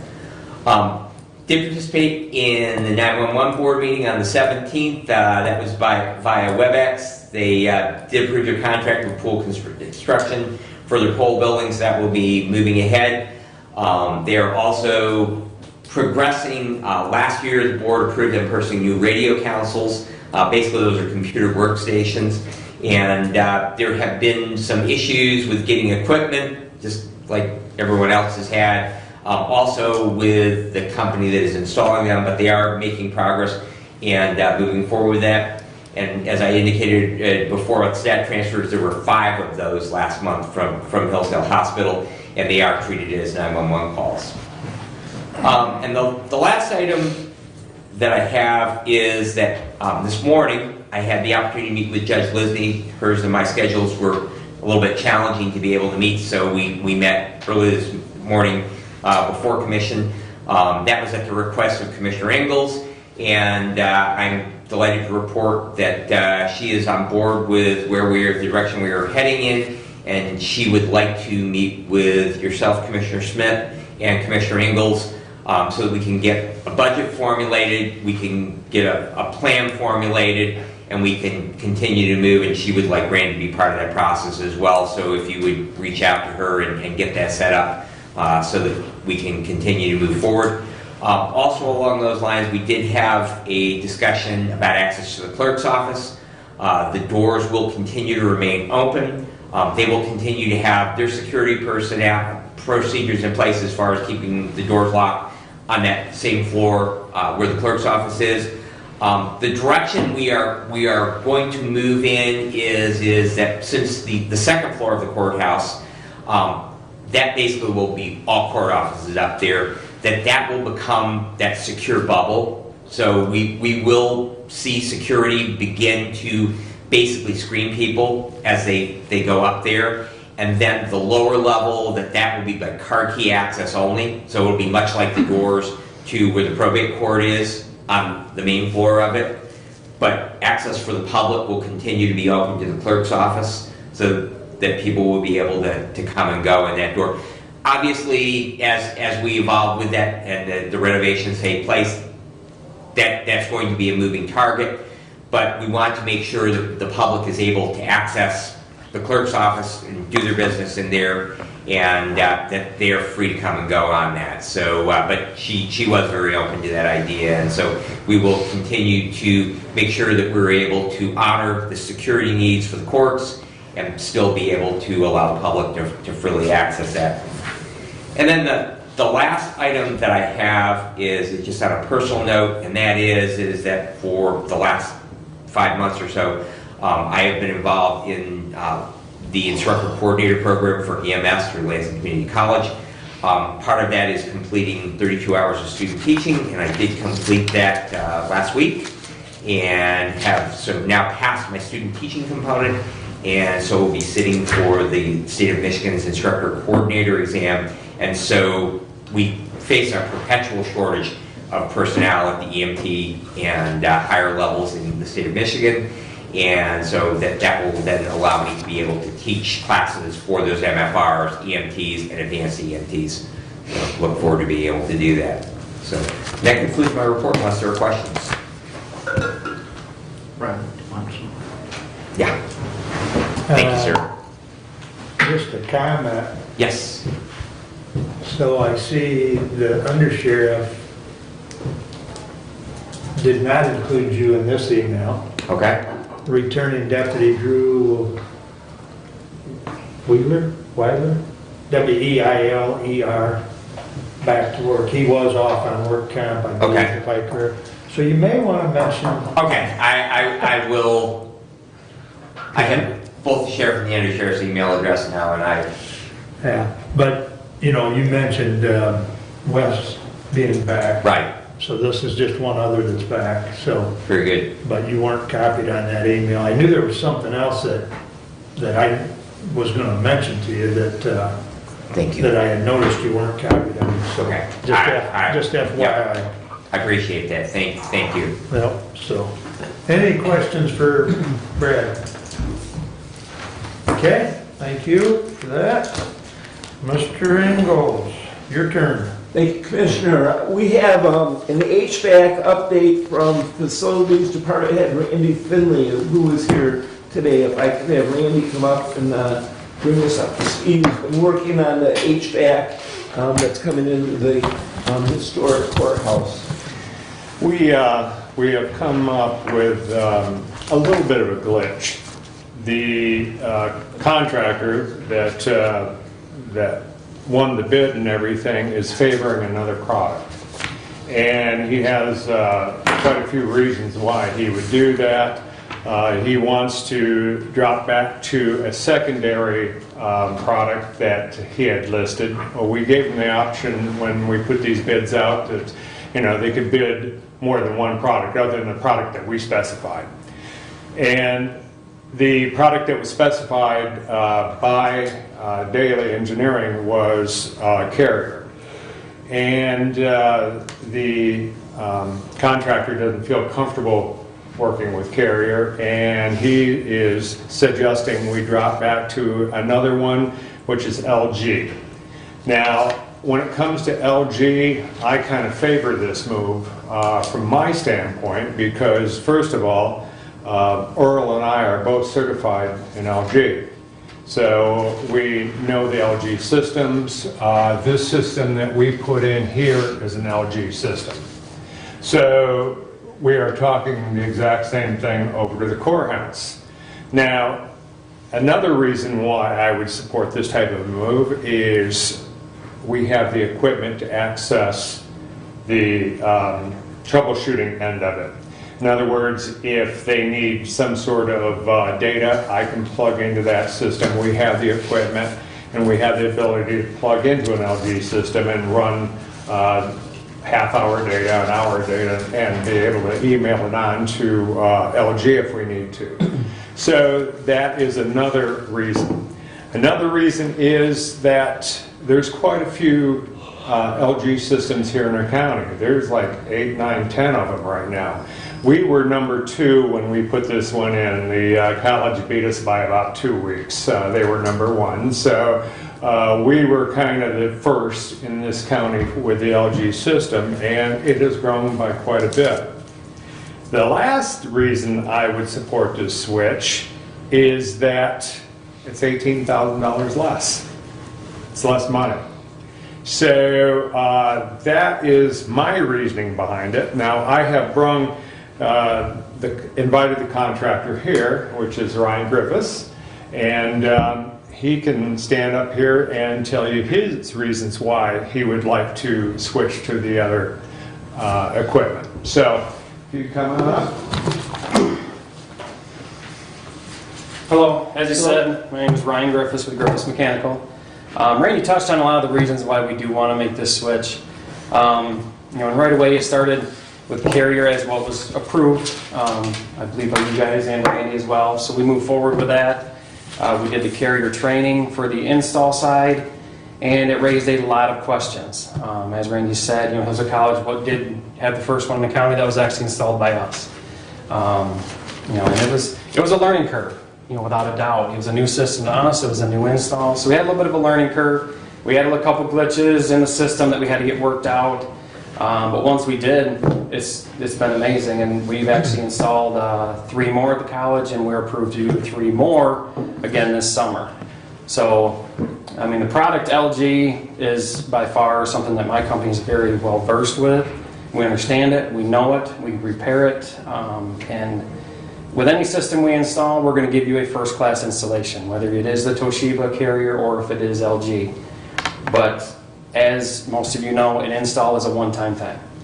And then the system has to be maintained, has to be taken care of over the next 15, 20, 25 years. And with LG, it's a phone call away for us. With Carrier Toshiba, I don't really know where to start. I know that there's, the office is out of Grand Rapids, and how we get here, but like Randy said, he has the equipment to dial right into this, as do we. There was this issue here over Christmas where a compressor went out. I made that phone call that I had the contact, and we had a compressor here within, I believe it was like 2 days, and we had it shipped out of Atlanta to hurry and get here, and we had it installed and up and running and going. So that to me is the biggest part as a contractor, is I have to rely on my manufacturer. I can buy any piece of equipment, put it in, but after the fact, we have to maintain the system. And that's where our comfort lies. The other part is the control system. With Carrier's Toshiba system, it is a Carrier control system as well. Carrier is the only one that has the access to it. The system that you get with LG, it's very user-friendly. Randy's familiar with it, obviously. Earl's familiar with it.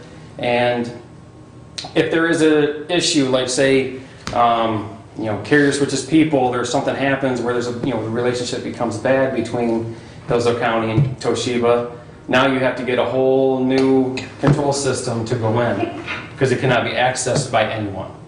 It can only be accessed by Carrier. So our system is not a proprietary thing, it's a very open system. It's just a standard backnet system. Anyone can control it, make changes to it, and it's very simple. So, other than that, there's a couple other items I guess I can mention. I know there's a lot of technical side to this, a lot of BTU ratings, a lot of stuff that's not going to make a whole lot of sense to people. We do match everything that is in there. The one thing we are doing that has enabled us to give the credit, because system for system, it's right there. But Carrier's system, they had to put 2 outdoor units together to make one, because they're not large enough. So they had to take 2 systems, make it into one, where LG system's large enough to have one. So now there's less systems to maintain on the outdoor of the building too. Less area out there, we may not even have to add on to that concrete pad as proposed. That's something that we're going to wait and see how it lays out with the piping coming out of the building, so it's nothing, but it's less all the way around. And as the piping goes inside, like I said, there was some install stuff that we do with the Carrier system. If you go in, and let's say this is a Carrier system and this unit goes down. The way that they have their system set up to install, we have to shut this whole entire system down to replace this one unit. With LG, we turn 2 ball valves, we come in, we switch this unit out, put it back in, the rest of the building is still operating. So there's so many things that we came to find out, and then even the purchasing time. Came time to purchase the equipment, And that's where this discussion kind of started too, was Carrier. They were requiring all of this financial documentation. They wanted 3 years of my tax returns. I can leave this building today with your approval and call LG and say, send it to my shop. And it's here.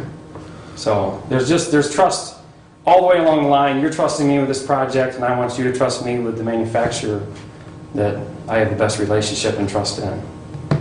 So I guess, Ryan, my one and only question is where are we going to be at on a completion date? Because I know... I'm still shooting for that date. I really am. I actually put 3 more guys on board to allow some of my residential starters to move forward into this. We're gearing up for it, and all my equipment. There's a few back-ordered items, as with everything that you order nowadays. You can't even get a bar of soap without it back-ordered. But there's a few items, which is just the grills, the outdoor hail guards, everything that we need at the end of the project. So everything else is available as of right now. Okay. So when he was making that call, so. Is there any other questions? There's been a lot of back and forth between data engineering and us to make sure that they're in agreement with what this is happening. So, and the last thing I would say is we have a Honeywell system, we have a Fujitsu system, we have an LG system, and it is a nightmare to learn everything, and let alone remember the passwords to get into them all. So, if we can actually have 2 systems in 2 different buildings with the same controls, that would be wonderful from our standpoint. So, that's another reason. The only question, why did the engineer come out and say the Carrier to begin with, but now they're maybe okay switching to the... Well, I can answer that. His go-to guy was David Burke, okay? And David is the one that figured this one out. He's the one that did the LG. This was his go-to HVAC guy. Todd Bailey's not an HVAC engineer, so he relies on somebody else. So Mr. Burke designed this one here, and we put this one in. Now, with COVID hitting, he was at the edge of retirement to start with, okay? So with COVID hitting, he went into a hole and he's not coming out, so, and I don't blame him, with his situation. So Daly had to go to another guy. Well, this other guy tends to like Carrier. So there you have it. Now, I believe that Ryan has gotten in contact with Mr. Burke and got his blessing on it. So that's why. And you said there's about 8 or 9 of the LG systems. Yes. Are there any of the Carrier systems here in the county?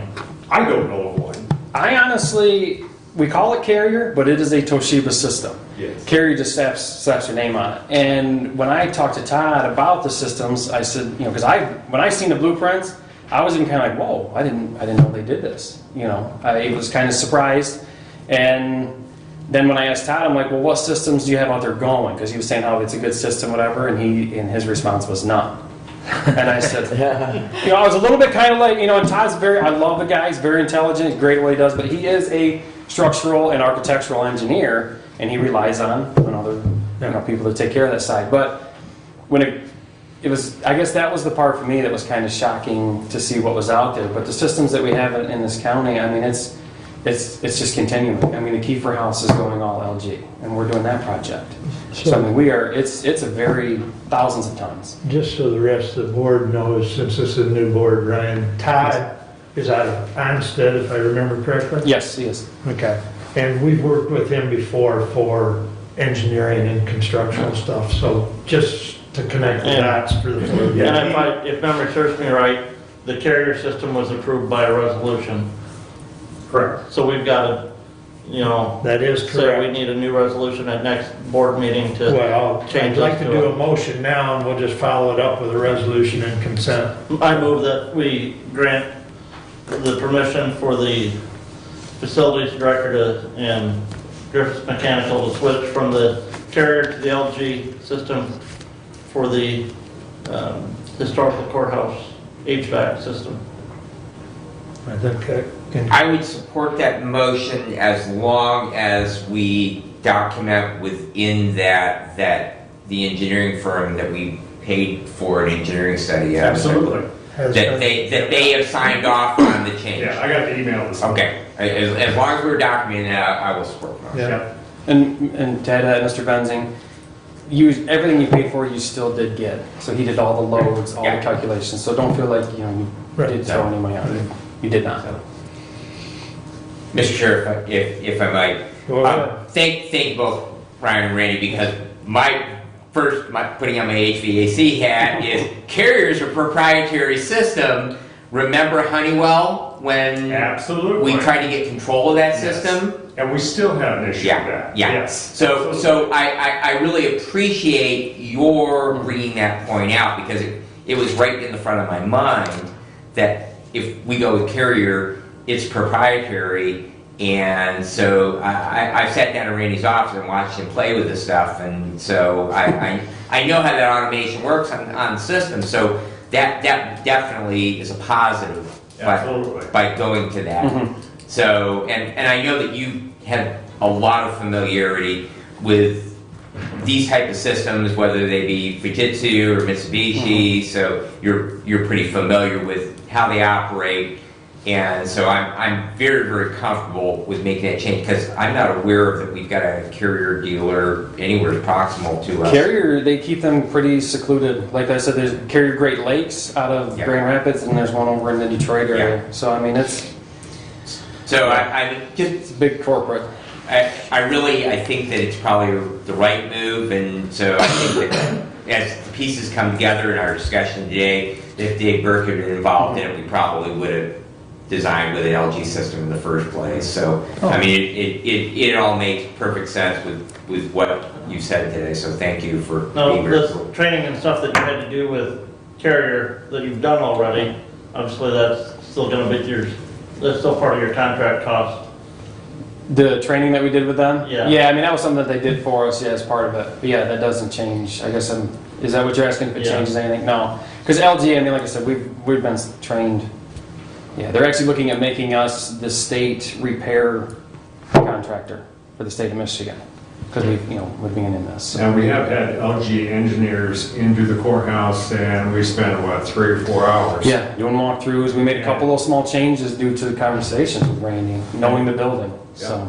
Just to make sure that we were correct in our assumptions as far as what we could do and what we couldn't do. So, we have had their engineers in the building and looked it over, and make sure we're equal or better than. And I just have to satisfy my own curiosity. Was there any discussion at all about doing a ground loop instead of the cooling tower outside? Randy's smiling. A ground loop, you are talking some major dollars and major headaches. We have nowhere to go with the loop, so it would have to be well.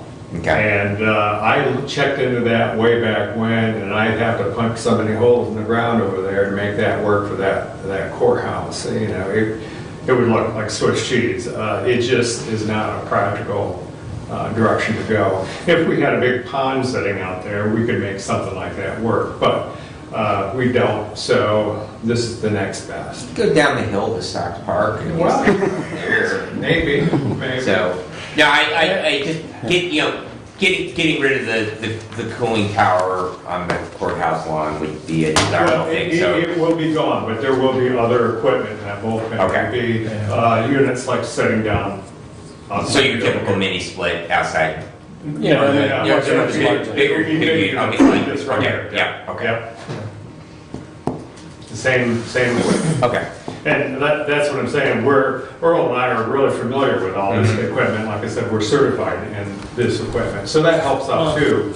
Yeah, it just makes sense, When Randy brought me the switch, and I was concerned, about the timeline and the budget and so on, and he explained, and then as Ryan said, that the trigger for the switch was the actual, now it's time to buy, and all the details that came along with that, so.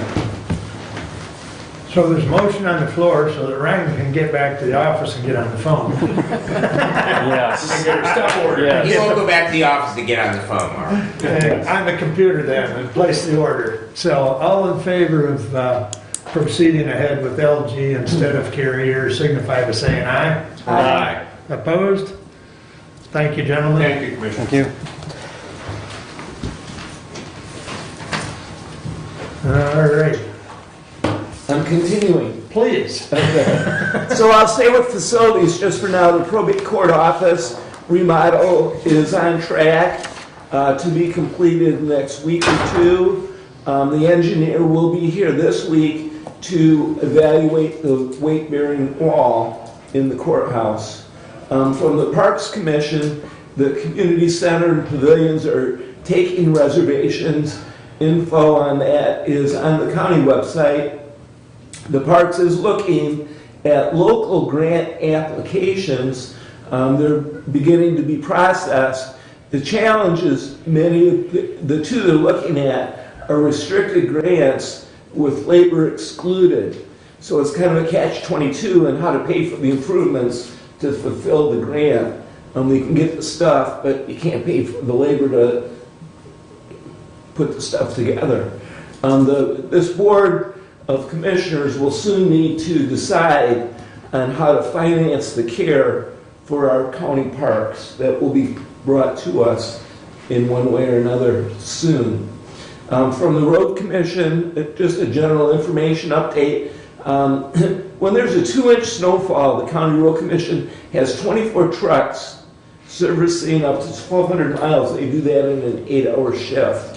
I found that interesting. This past snow dump that we had, the facilities department had, Mr. Finley had no issues with the snow removal. It went fine. That snow dump, though, and the 2-hour delay that we had here in the county buildings brought to me a question of the process by how which that delay happens. And so I asked and found the resolution that explains, and I handed to each commissioner this morning the process, because I did not know the process, and it's not one person that decides. It's in consult with the judge, the road commission, facilities director, and through our chairman, Commissioner Wiley. So I was glad to see that we do have a policy in writing.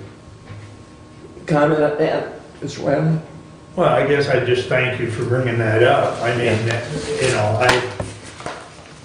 I probably should have sent that out with a new bunch, but I continue to forget that I have 4 new commissioners. Okay. So I appreciate you bringing that up. That is something we did back in 2015 because they're, you know, we needed to have something in writing. Yes. But it is a timely process, and Doug Sanford continually updates me from National Weather Service as well. And so, you know, it's not something we take lightly, but it's, to your comment about facilities getting the parking lots cleaned, it also helps them to have a little more time. Yes. So, but thank you, Doug. Yep, you're welcome. And then update from the city of Hillsdale. Hillsdale City Council is moving forward on a millage for street repair and leaf pickup. That is a city of Hillsdale millage that will be coming forward. And I can't remember with all the different meetings that I go to whether I've mentioned this here, but there will be a blinker light at the corner of 49 and Bakers Road that is in process of being installed. By midsummer, I expect that to be complete. North 49 and Bankers, north of Reading. Where the old gas station is right there in the corner. Okay. Huh. Yeah. I think that's a state project, actually. That was talked about at the last road commission meeting. So that completes my report. If there's any questions, happy to answer, but that's all I have for the moment.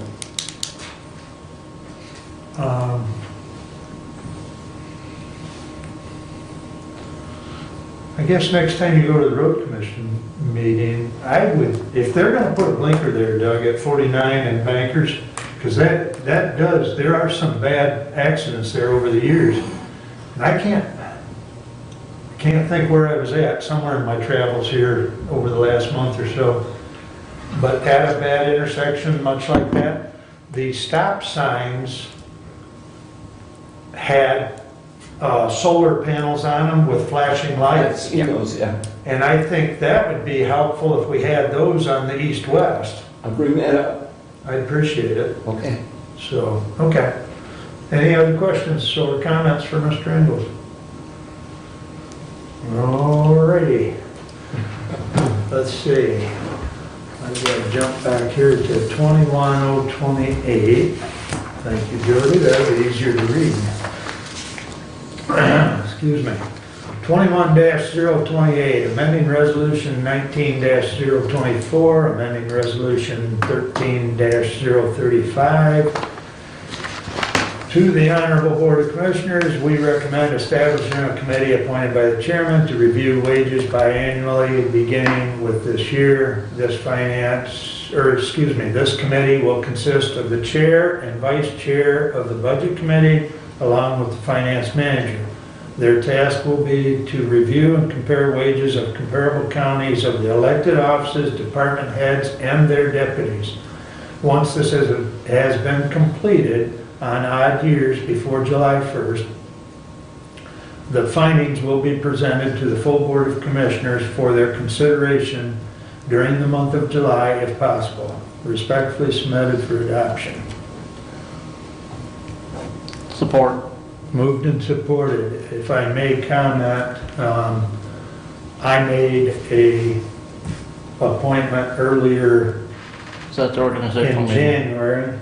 I think it might have been the first regular meeting. I don't recall. But Yeah. in any event, Mr. Leininger brought to my attention that the earlier resolution, the 19024, had the clerk included in that committee, and It was the vice chair of the finance, it was the vice chair of the finance committee, the county clerk, and the finance manager were on that committee. correct.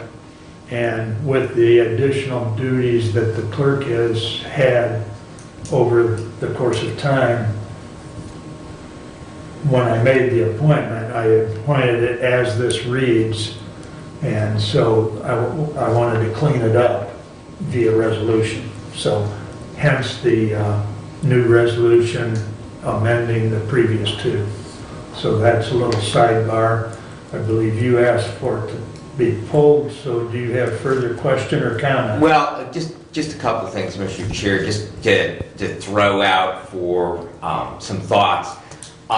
The question of elected official compensation comes up at all levels of government, and it's always one of those things that we all kind of tiptoe around.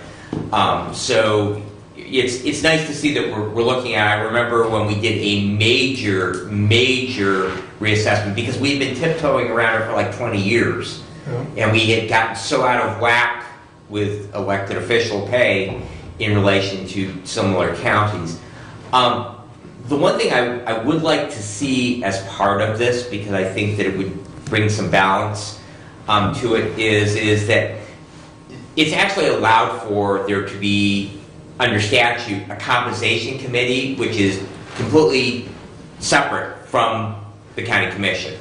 And I don't know that we want to go in that direction, but I think that it would not be a bad idea if we were to include in this August mix of our budget chair and our chair, that we might ask for the participation of perhaps someone such as Mr. Gray from the city of Jonesville, or the city manager of Litchfield, or the city manager of Hillsdale, just to get, and although you will hear me strongly be opposed to the idea of professional managers in government, I think that perhaps they may have some realistic ideas in regards to compensation for elected officials across the state.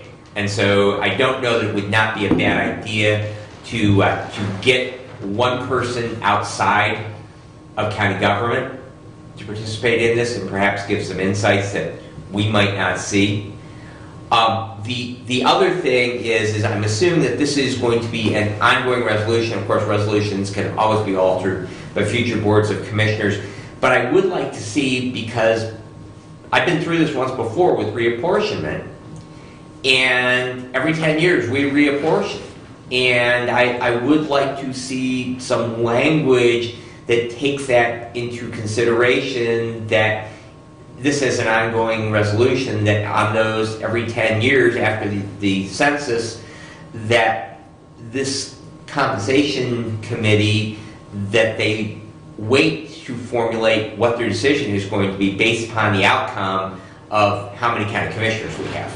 Because it definitely affects how much work that the 5 of us, or previously the 7 of us, or up to 9 of us have to do. And so I think that that is a necessary component of this, that we need to give some consideration to reapportionment as part of this resolution. In respect to that, reapportionment, there's a meeting this Thursday.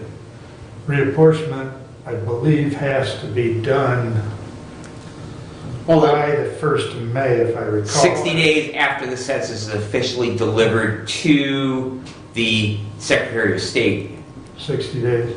On WIOX last week, Yep. there was a news clip that said it was going to be delayed till September. So right, we have no idea when that Right. census Yeah. data will be available. But that's because of COVID, right? Yes. Okay, so under normal circumstances, this would apportionment be done prior to July, and that's when this addresses, Hopefully. well, under normal circumstances. And I realize that, you know, we have every 2 years, we have elections for commissioners. I just want to make sure that that is part of the discussion. That's also why this is done in odd years, because you can't, Right. it also has to be done prior to 1 November by statute. Of an even numbered year. Yeah. But, And we have a biannual review yeah. that will, The only comment I've got is, are we amending resolution 19024 and 13035, or are we replacing those completely? Because in essence, we're not amending those, we're just creating a new resolution, so those are wiped off of the books with this new resolution. And I would, just for cleanliness, add a line to it that this repeals resolution. Yeah, so 90, instead of 13. reading amending, it should read rescinding. Or repealing, or Yeah, rescinding is good. replacing, or, yeah. I think we can take care of that, just clerically. What do you think, Jody?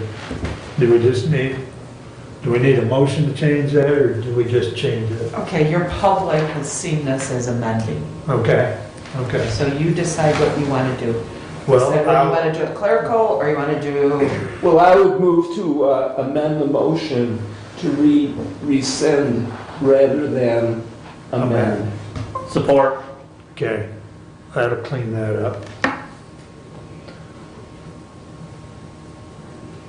Okay. Any further discussion on the amendment to change amending to rescinding? All those in favor of the amendment signify by saying aye. Aye. Opposed? Okay, so that's taken care of. Now, is there any further discussion on the resolution as it's been presented? as amended. As amended. Thank you. Or rescind. You just keep me straight, there, Judge. I'm gonna start bringing a club. There You got one. There it is. Twink. Okay. Windows just went. Further discussion on the resolution as amended. Well, I guess we come back to my question then, if we're not going to have census data until September, if we're requiring this to be completed by July 1st. That's not understanding. My understanding the data's there, we'll be able to But- process the data. But Go ahead, Commissioner, I'm sorry, I'm interrupted, but Well, just that the September is delayed due to the COVID, not due to the lack of information. But the problem is the reapportionment committee operates under statute, which sets a timeline, and you got that timeline in your email from the county clerk. So if that information is not transmitted from the federal government to Secretary of State Benson, and then that sets a clock, which I believe is 7 or 8 days from the time that they receive it, which then there is a 60-day time from that. So, and I realize this is perhaps a one-time exception, but if we are setting a hard date of July the 1st to accomplish this, and they are unable, it simply leaves, and it just comes back to that the commission seems to somehow... Well, whatever the committee, whatever is developed and designed out of the committee is gonna come back to this board for adoption before it would be implemented. Correct. So, Not the number of commissioners. well, not the number, but no, the compensation commission, those Right. numbers will come back, Right. have to come back to this board for approval or rejection, however, whatever the committee comes up with in that salary study and the recommendation going forward. So we still have time after we do the salary study, and we can do the salary study and say, we want that study back by July 1. But we don't have to approve it on July 1. We've got, for commissioners ourselves, we have up until, as I read the statute, up until November 1st of an odd number year before the election to make any change in salary compensation, because that would not take effect until January 1st of the year after an election of commissioners. Correct. Okay? The other elected officials, their salary can be increased, I do believe at any time. The same You with- can increase, you just can't We decrease. can't decrease. Right. You can't decrease another elected individual's salary until after a next general election Correct. for that individual. Correct. So we're not under that timeline. Right. Like I say, I just want to make sure that we are considering, because this happens every 10 years. The census. Yes. So, Brad, is your concern that if we don't know how many commissioners are going to be in place, that affects the salary study and what you're willing or can pay your elected officials and department heads? Correct. Because if we're looking at similar counties, we're charging them to look at similar counties and compensation, and so the number of commissioners directly affects the results of that study and what counties they look at. That's true. Potentially, Right. yeah. Well, because in that same study, looking at those similar counties today, take Branch County for instance, they currently have 5 commissioners on their board, population just slightly less than ours. We can't do reapportionment, or our reapportionment commission can't do reapportionment yet because we don't know what those census numbers is. Neither can theirs. Right. So that salary study is still going to be based off of current commissioners today, not looking at commissioners in that county in 2023. That's true, but again, I think the concern is if you don't know the number of commissioners you have, you don't know how much money you have to share amongst the positions. So you have this problem once every 10 years. Hillsdale County, our population has changed, so what's the likelihood that our commissioners are gonna change? I mean, is there a feeling that they wanna go up or down? Well, I don't know if you can go down, you can't go down, right? 5 is the least Yeah, amount. 5's Nine. So, 3, I think we could be 3. I think, No, I think five is the minimum and 9 is the maximum. Right.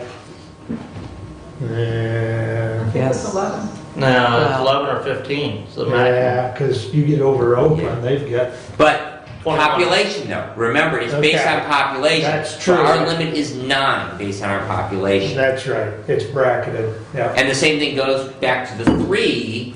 There is a lower population threshold for most likely some of those northern counties. Okay. In any event, We have a I don't, this is gonna happen once out of, Once every 10 years. yeah, We have a okay, motion on the floor, Chairman. yes. Are you calling for the question? Question. Thank you. All in favor signify by saying aye. Aye. Opposed? Resolution passes, thank you. All right, Would you like me to change that in the wording there? No, because they did an amendment, so I have to type that out down here. But thank you, Stephanie. Thank you. I appreciate that. yep. All right.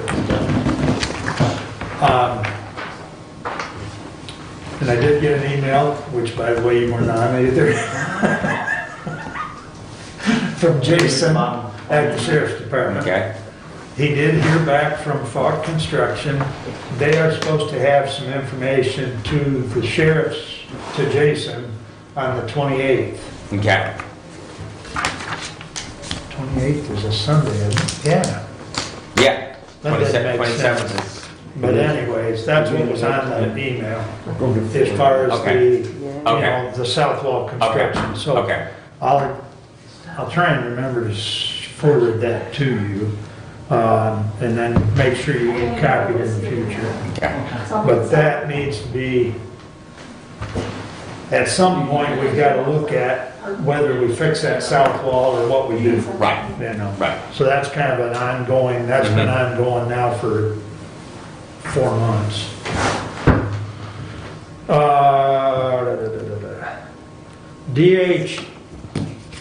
DHHS, unfortunately, our foster care numbers are up. Compared to last year at this same time, they're up 24. We're up to 118 kids in foster care for a variety of reasons.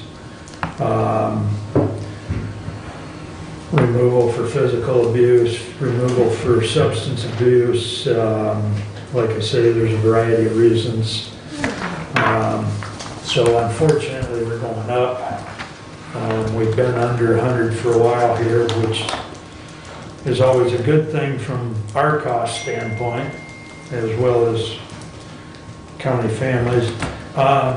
Ironically enough, they are actually seeing an uptick in some of the work that's being done, particularly in some departments or some services with their employees working from home.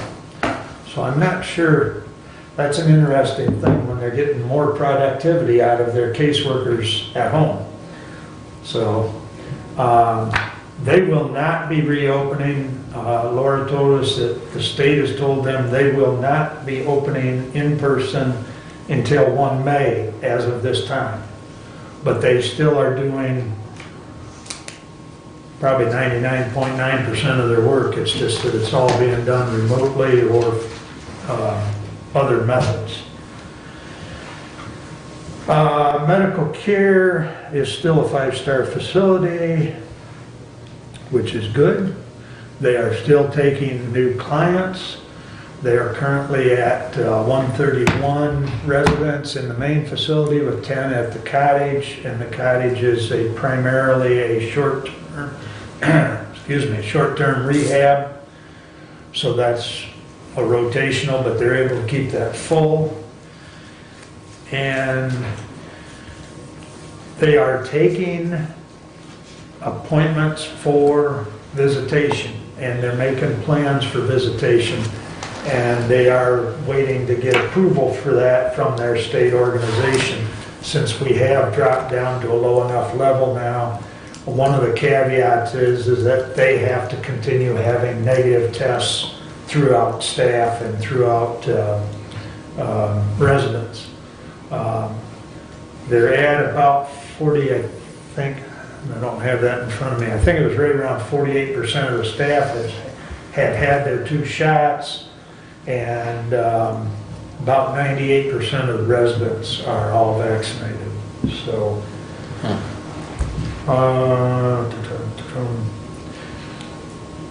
The bylaws or the rules that Commissioner Leininger and Schmidt have been working on, I guess I posed to you all, I don't know when this process is going to be done. I know I talked to Brent the other day. I would pose the question, are we or are we not operating with any rules in place since we didn't even adopt the existing ones? Well, I asked that question to Mr. Thompson directly, Okay, and his comments are, it's the rules that were last adopted are the rules that are in place until they are changed. okay, okay. Doesn't matter what board it was, what year? Congress does not have to adopt the Constitution every year when they take session. Well, I know you and I had talked about it, and you were going to reach out to him, so I just wanted to bring that up so that everybody's aware that the ones that are existing are still there until we get this other one all sorted out. Mhm. So, okay. Is there a policy or procedure that you would like to point out specifically to us? No, Okay. no. I wanted to make sure that we were all aware that we do have a set, even though we're in the midst of, working them out, But yeah, no, there's not a specific one, Doug. Okay. Yeah, but yes, to put you at ease, Yeah. we It's don't just have, that, I didn't want us to be, Lawless. there you go. Thank you. well, Without direction. Yeah, okay. That's all Well, I I've only have. violated a few of them so far, I'm sure. Excuse me? I've only violated a few of them so far, I'm sure. I'm not keeping track, so So yes would be the answer. I'll let you. That's all I have, unless there's a comment or a question for me. No. Public comment, is there anybody online that wants to the talk? only buddy online is Doug. Brad's still online. Brad, who? I'm eating your bandwidth. I want to be able to see Mary Beth better. And Scott and us here. Okay. All right. Stephanie, you got anything for us? Laura? Not today. All right. Thank you for coming. Looks like you're the extent of our public, so we'll run around the table. Additional business, Brad. The only thing that I have to add is that I need to have a discussion with you in regards to the Site Oversight Policy Board.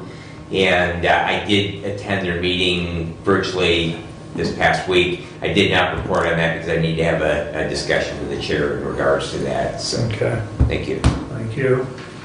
The only thing, I want to thank the clerk and the clerk's office for putting together our agenda for us. The only concern I have is I had to call the drains office to get a copy of their report sent directly, because when that report came through in the scan that Marty sent out, there were numbers in the drain report that were highlighted and sections that were highlighted that I couldn't see that on that report when we got it, so. That must be something to do with the copy machine Well, scanner, yeah. I have no idea. Yeah, I know, so, but yeah, but again, I don't know, and I'll maybe call Marnie and see if there's a way that we can Probably change. should call David and see if it's something to do with the scanning process. This packet is thick. I know. And I can tell you when it goes to scan and it's that thick, that Yeah. thing jams Every once, time. I sometimes can twice, believe and you have to restart. So- the other, I wonder if all of those health department communications need to be in that packet to us, because we're getting those, and you can take me off of your forwarding list because I'm getting those directly from Becky as well, but just, to shorten that packet up, all of those reports from the health director are available on the health department website that the general public can go and access. And I will mention that to Marnie, because at one point she was only putting in the most current one that I had sent her. And so she had put in a lot more than she really needed to this time, but, Yeah, I was making that observation last night, that I usually could get half a year in a binder like that. So, and I've already You're ready almost, for another one? yeah, I'm well, almost ready. it's So all them county resolutions that we're getting. that's adding, but yeah, the health department stuff, when I was punching that last night. Yeah. And again, I know, the clerk has gone above and beyond helping us put together those agendas and stuff, and want to thank her and her office staff for that, but yeah, I think we can pare that down a little bit and maybe simplify it for everyone. Okay. There was a time when they used to do, like, if we had the drain report, the whole document, maybe just a front page, and then if the public wanted to see it, they could come into the office and see it, or go to the drain office and see it. Yeah. And now the entire report, and it's not just the drains, it's other things. Yeah. The packet has increased substantially. Yeah, well, and I noticed even on the drains, the portion of the drains report that I think was in the packet, some of those things where Matt didn't have anything on his actual report, I don't think made it into that scanned copy. And I forget, but yeah. It's always a challenge to decide what needs to be in there and what, Doesn't, yes, yep. in an effort to be as transparent as possible. So, Kathy, anything? I would say, as in reference to that, I'm sure that because this is online, more things are in the packet than used to be. Absolutely. And quite frankly, for the public, that's what you want. Yeah. So, although I will agree with the health department reports, again, the latest one might be enough. Again, I know we get them, Mark forwards them to us, so, I'm seeing it more than once, but. Yeah, I'm saying it twice. So again, and I don't think you can make a packet for the public versus one for us, correct? Well, to my knowledge, you can't, I Right. don't know. Well, if there was confidential, attorney-client privilege confidential information that would be just for us, Right. there could be a separate packet for us that the public would not necessarily. Right. Generally, those won't leave the Which doesn't be happen distributed very here. often. Right, No. yeah.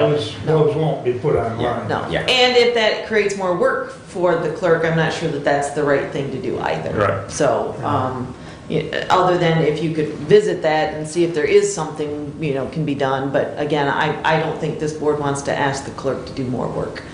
So then it comes the question, which agenda do you put out on the website? And which one do you send? Because that, Yeah. when that Yeah. goes out, that goes out to all of you guys Everybody. and the public, and then gets Yeah. put out on the website, so, Which is the way to do it. yeah. Yeah, and yeah, not where I want to take anything away from the public, but yes, like I said, there were just, Matt, in his report, he had those drains that had been geographically surveyed and redone, those drainage districts, and those were all highlighted on those portions. Well, and so when it's printed and then scanned back in, you couldn't read the names or the foot distance or the dollar amounts on that, so. That's because that one's only a black and white, probably why. Yeah. It's not a color Right. scanner. Yeah. So, Anything additional, Doug? I'm all set, thank you. All right. Still waiting on signature pages, and then I'll send out those contracts. I had to drop off a new one to Jason last week. I don't know. because you've got Misplaced. some work to do yet this year on the retiree health benefit on that. Well, there's an opener on the sheriff, or the two contracts, the non-supes and the supervisors, at the start of 2022. Okay, I thought that was, yeah. Retiree health or the OPEB. Okay. But that's the only thing that there's an opener on. Yeah, I thought that was, yeah, this year, but, Do we have anybody participating in that from the sheriff's department? Currently, we have two. Okay, because that's been pretty much about the number. 2 to 3 is what Derek and I looked back over the last 10 to 15 years. We've averaged 2 to 3. That's where it really becomes the issue of, does that cost and how they figure the OPEB liability, you know, and that's why we did the reopener, is because Derek and I both need more time. And quite frankly, when Derek, during negotiations, when Derek had reached out to the state didn't get back to us. And to my knowledge, they still get back to us. So we need more information before we get into those talks. But, yeah, so, and I will send out that latest partner update, and I'll talk to Marnie about just putting in the most recent one on the packet. Anything that needs to be in the packet, such as your resolution for, Yeah, I mean, we'll Human copy Marnie and train and Jody on that as well, well. ideally get it to Marnie and me for sure, copy Jody on it, but it needs to be to Marnie and me, hopefully sometime Thursday afternoon. For you that, know, so you can have it out on Friday. because sometimes, because of Marnie's schedule, we try and get that posted Friday morning. So, you know, so ideally, her and I are trying to finalize this on Thursday afternoon. So Sometimes I have Friday off and then when it's in a that's also true, because if Marnie's out of the office, which is what has been the case lately, I'm seeing lane 17 in our future. that's all I have. And so we stand adjourned. Thank you, one and all.